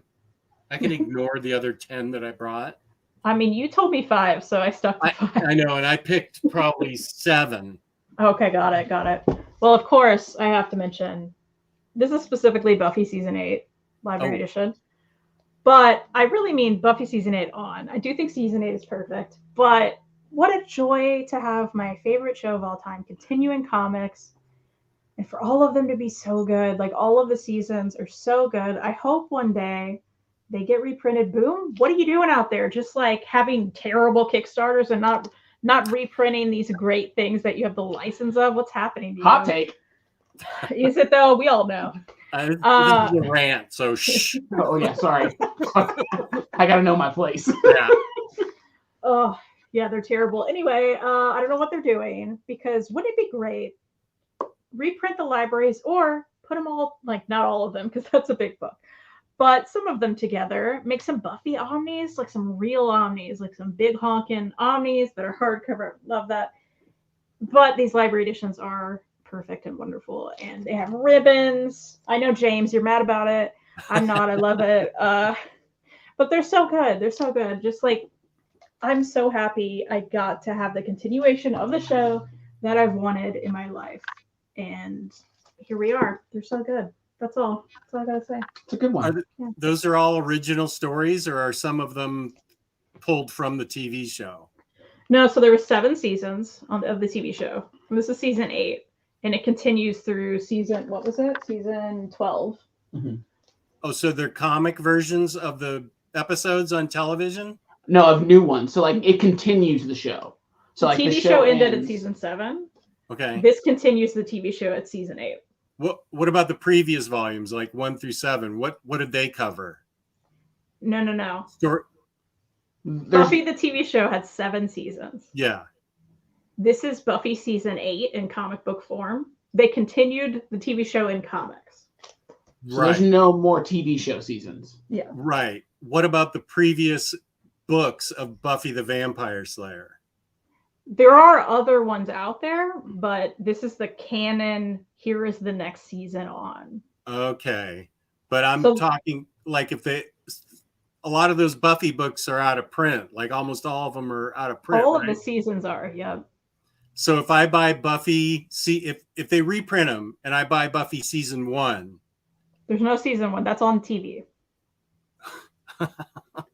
You watch season 1 to 7 and then you continue in comics. Right. I understand that. Buffy, the first book, would be season 8. No. But aren't there a bunch of Buffy books out there already? Yeah. So there were Buffy comics that came out during the show. They're not canon stories. They're their own thing. It's just random. Those are not the best. Oh. I have them all. They're not the best. These are so good, and they're actually canon and continue the show. Okay, that's why you like it so much. The other Buffy books are not in canon, and they're not that great. Some of them are not that great. Right, and there's a current Boom Buffy, which is not good at all. So that's unfortunate. But yeah, there are other stories out there. Buffy seasons 1 through 7, then I want to pick up book 8 because that continues the show. Right. Will you be able to get them all? No. But yes. Hopefully one day they reprint. Maybe by the time you watch Buffy, they'll be reprinted. I feel like that'll happen. I may have enough years left. You got this. Yeah, you can do it. Yeah. I don't know. But I shouldn't bother getting the earlier Buffy books that are so out of print because not all of them are good. I don't know that any of the old Dark Horse stuff is out of print because they're not sought after like these are. These are out of print. Just that volume 8? The library ones are definitely out of print, and so are the trades. Like the trades go for big money too. So all of the season ones are super out of print. I mean, the Dark Horse stuff obviously isn't being printed anymore, but you can walk in an Ollie's and get some of those old Dark Horse Omnis. You want to grab one of those for me? Which are not, not full of stories I would recommend to people, unless you're me. Or like a huge fan who just, I'm sure there are some throughout this that are not bad, right? But, or like the Spike Into the Light. Can you grab that one? Over there. It's a hardcover. That one? Spike Into the Light. Into the Light.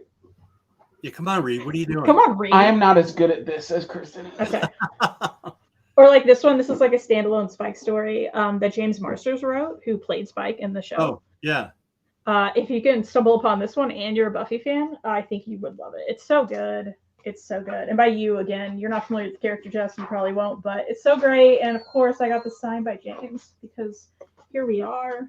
Yes. Bite me. Nice. Yeah. Gross. So, he said gross. Great. And this one takes place near the beginning of season 7. And yeah, it's a great little short story. I really like this one. So. Okay, let's go back to season 8. Okay. Because you kept referring to episodes or seasons with season 8. Because that's the name. It's called Buffy. This is Buffy season 8. Yeah, but you said what they call it. Yeah. Okay. But season 8, volume 1. Okay. Are there other volumes of that? Are there other volumes of season 8? Yes, there's. Yeah. Okay. It's confusing. It's confusing for me too. When she first explained it to me, I was like, "Wait, so this is book 1?" And it's like, "Yeah, but it's season 8." And it's like, "So it's season 1?" No. No, because it's after the TV it's season 8. Yeah. But there are multiple books that cover season 8. Who's on first? Yeah. Good reference. Okay, so There's a few books that cover season 8 then, and they're all out of print. Okay. Well, there's season 8, season 9, season 10, 11, 12. It goes to 12, and they're all out of print. Okay, those are what I was referring to then. Those are the ones that everybody wants because it continues the show and they're out of print. Boom printed season 11 and 12. Because we got those in trades. We never got those in library. And who printed, and Dark Horse did 8? Oh, you just froze. Yeah. We back? Yeah, I don't know, because on our end you're froze, so I don't know what's happening. Sorry, you guys froze, and then I think I froze. Okay. Dark Horse printed all the other ones. I think the Boom ones are out of print now too. Okay, so it's season 8 through like season 12. I understand. Yeah. Okay. That's what those are what I want whenever they reprint them and I watch Buffy. Yeah, once you get to that point, I got you. I'll make you a list. I'm still working on Freddie's list that he sent me for Doctor Who and Rebels and Clone Wars. There you go. Specifically, Chris is referring to the library editions. Again, there are trades of all of these 4 that season 8 are cheaper. Season 9 and 10 have 3 books. Season 11 and 12 have 1 book each. Okay, now I understand. Thank you. I get it now. And you love them because it continues the series and it's in canon and they're really good stories. Yes. That's right. Got it. Mark just read Batman Gargoyle of Gotham, and man is a fun, weird, crumb-like Batman. Did you read that? I haven't read it yet. I know I love Raphael Grandpa. His art is so good. I've wanted to read that book. I need to read it. That's one that I need to. Is it? I didn't know it was already out. I didn't think. I kind of didn't know it was yet either. So maybe I don't know. Maybe it's just out in singles. Okay. Mm-hmm. Yeah, I'm aware of the book, but I didn't know it had been released yet. Yeah, because I follow Raphael on Instagram and just try to stay up to what he's working on. But I should do the same with Terry Moore so I don't miss out on any more of his stuff. First, I need a Buffy remastered Blu-ray box set. It'll never happen, William, but if only. People have been wanting it until the end of time. It's not going to happen. I'm so sad about it. I did love that one Buffy Tales Library Edition. Kristen Maddie forced me to buy. Yeah, there's like a standalone one, which actually you could probably... could you read and actually enjoy it if you haven't? Yeah, I don't know. Maybe. I love that it's like Tales of him different to buy it. Yeah, right? I love that. That's what we do here. Okay, James, this is right. So Buffy the TV show, 7 seasons. Comic books, go to season 12. And then there's an audio drama that's coming out next month with the original cast that also continues the series. That's boss. And I'm so excited. That's really cool. Sounds like Chris needs to make a video going over how to get into Buffy from TV and comics. Yeah. You're not wrong, James. Yeah. You're not It'd wrong. Be really good, yeah. Regardless of Batman, if anyone has good comic book mystery detective stories where it's the same detective, but every time they solve a different murder mystery, please recommend it. Okay, that's Ms. Tree. It's written by Max Allan Collins. I have a copy that I can go run and get and show you, which I will do. Bar, I think Goldie Vance may be your vibe too. Oh, that's a good pick. Yeah. Yeah, she's a great detective. It's a queer book as well, and I think they may solve like one mystery like during a trade, and then go to the next one. But I still think it's the vibe, and it's great. It's not a murder mystery though, is it? She just says mystery. Different murder mystery. Well, okay, so it's not so murdery, Bar, but you may like it. Oh, we need murdery books. Well, I was talking about Goldie Vance, which is great. Oh, yeah. You recommended that. I need to get that. But this is Ms. Tree. I feel like it came out in the 80s. Max Allan, these are Titan comics, but they're easy to get. She solves murders all the time. Crime, it's hard-boiled crime, noir, fiction type stuff. It was originally put out by DC, I thought. But Max Allan Collins is awesome, and Terry Beatty's the author. I'm sorry, the artist. For some reason, I feel like I read this from DC, but this says it's Titan Comics has put it out. It's under their hard case crime. She kicks ass and takes names. She's really great. Cool. That's cool. Also, not comics, but you should watch, Bones. I watched the last couple seasons of Bones. It was really cool. Yeah, we just went through the whole series. Oh, did you? I watched it when it came out, like a lot of it with my parents, but then Reid and I just like binged all of it the past 2 years maybe, or was it over a year? It was less than that. I think it was over a year maybe. I don't remember the character's name, but she was always. It's Bones. Wasn't Bones. It was the woman like back at the lab who would stand at a big, Angela. imaginary thing and go, "What's her name?" Angela. Yeah. She was cool. Where she'd be scrolling through these holographic things and drawing up. I love that. Yeah, she's great. It's great. Oh, Jess will forget about all of this by next week. He's calling you out. That's being generous. Yeah, that's more like it. William Lee knows me better. There is also a season 8 motion comic, but just read the comic. You don't need the emotion. It's fine. Okay. Screw Doctor Who, watch Buffy. You know what? What is the truth? That's the truth, William Lee. Doctor Who, 1 billion seasons. Buffy, just 7. You're fine. I'm just watching the Alex Kingston Doctor Who's because I like Alex Kingston. Okay. I've only seen the Matt Smith ones, but I love them. The Matt Smith ones. Oh, okay. Just picked it up today at Batman Day at my shop. Oh, okay. In floppies. Okay. Gotcha. In floppies. Okay, good. Bar. My sister watched the first episode of Buffy and couldn't stop laughing because of how silly it looks. Listen, Bar.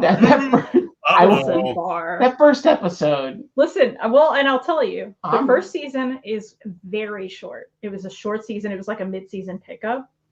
Super short. Get into the second one because that's where it hits. It is, and I will say the first season, like I lost interest in it because it's old 90s TV. So it doesn't like the pacing. It's just that first season's the first one that felt dated.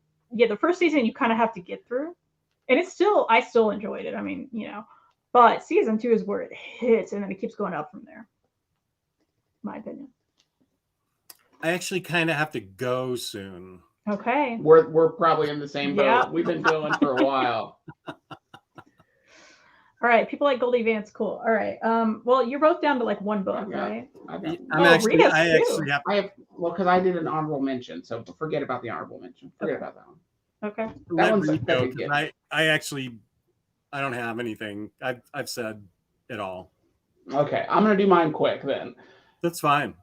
Henry and Glenn Forever, the completely ridiculous edition by Tom Neely. This is put out by Microcosm and Igloo Tornado. This is if Henry Rollins and Glenn Danzig were in a domestic partnership. And Hall & Oates are their neighbors, but they're Satanists. And it's just a joy. It's so good.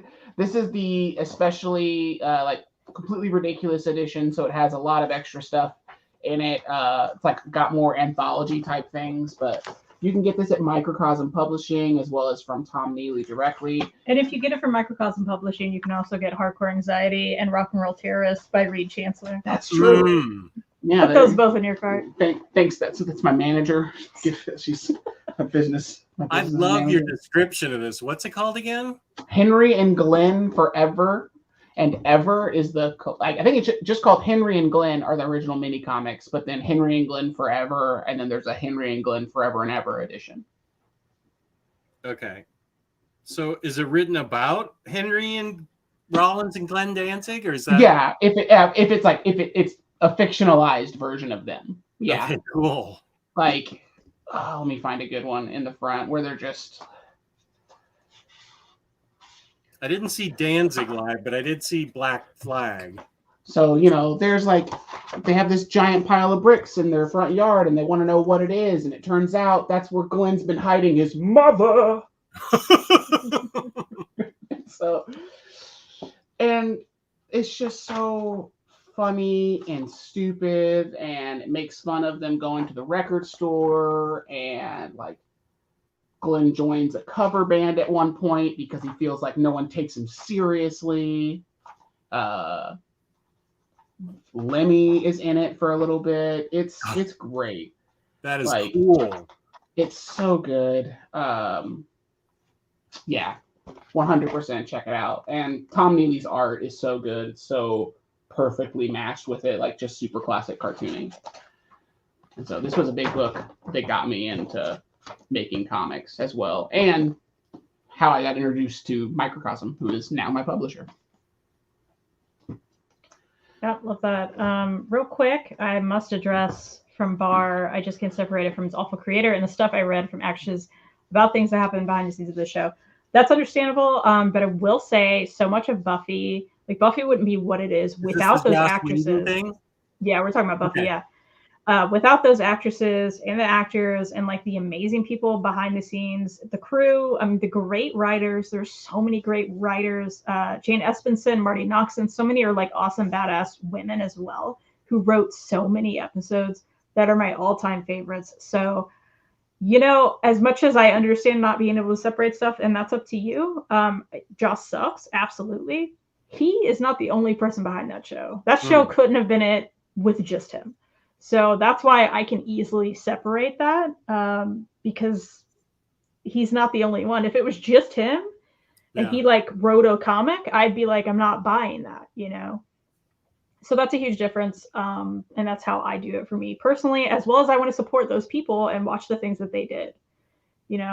I love that whole cast. So it's worth it. And also right now, I think if you're just like streaming it on, I think it's on Hulu now, like he's not getting that money. I don't think that's how it works. So that's good. But yeah, okay, let's go. We're done. Okie dokie.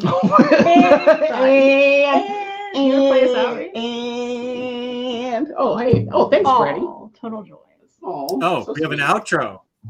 Yeah, and obviously, if you don't know Jess, I think Mark didn't know you. Maybe everybody else did, but go follow Jess at OmniDog's Vault on YouTube here. OmniDog's Vault, OmniDogs _Vault on Instagram. There we go. Thank you. And I have a Discord, apparently, OmniDogs Vault Discord. Go vote for the next book club book. Right. Go vote for some manga and drive Elon crazy. Yeah. You got a cool outro? I think so. Well, I was just going to say. Oh, you're going to promote you? No, well, yeah. You can follow me on Instagram at Reid Chancellor. I'm trying to be better at posting things. I am currently working on a couple of different projects, so hopefully I'll be announcing and talking about those things on there. And yeah, like posters, gig posters. You can check out my web store and get cool gig posters. I did do a poster for Boris and the Melvins that will be available in October for their current tour. So that's exciting. Cool. If you're going to that Melvins Boris tour in Colorado, you can check it out. Or I'll have artist proof copies on my website as well. Awesome. Cool. And then you can follow Kristen at The Comic Slayer. Yeah, if you want. And then I guess I'm going to play the song. You want to play the song again, or you make up a song? Oh, that's too much pressure. That's way too much pressure. Again. All right, okay. All right. Well, bye, everybody. Bye. Peace and love. Thanks for watching.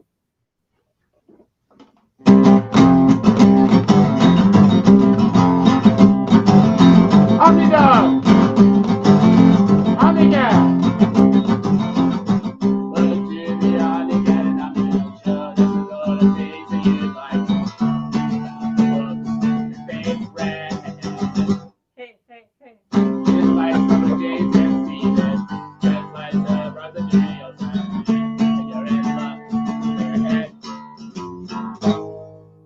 Oh my God.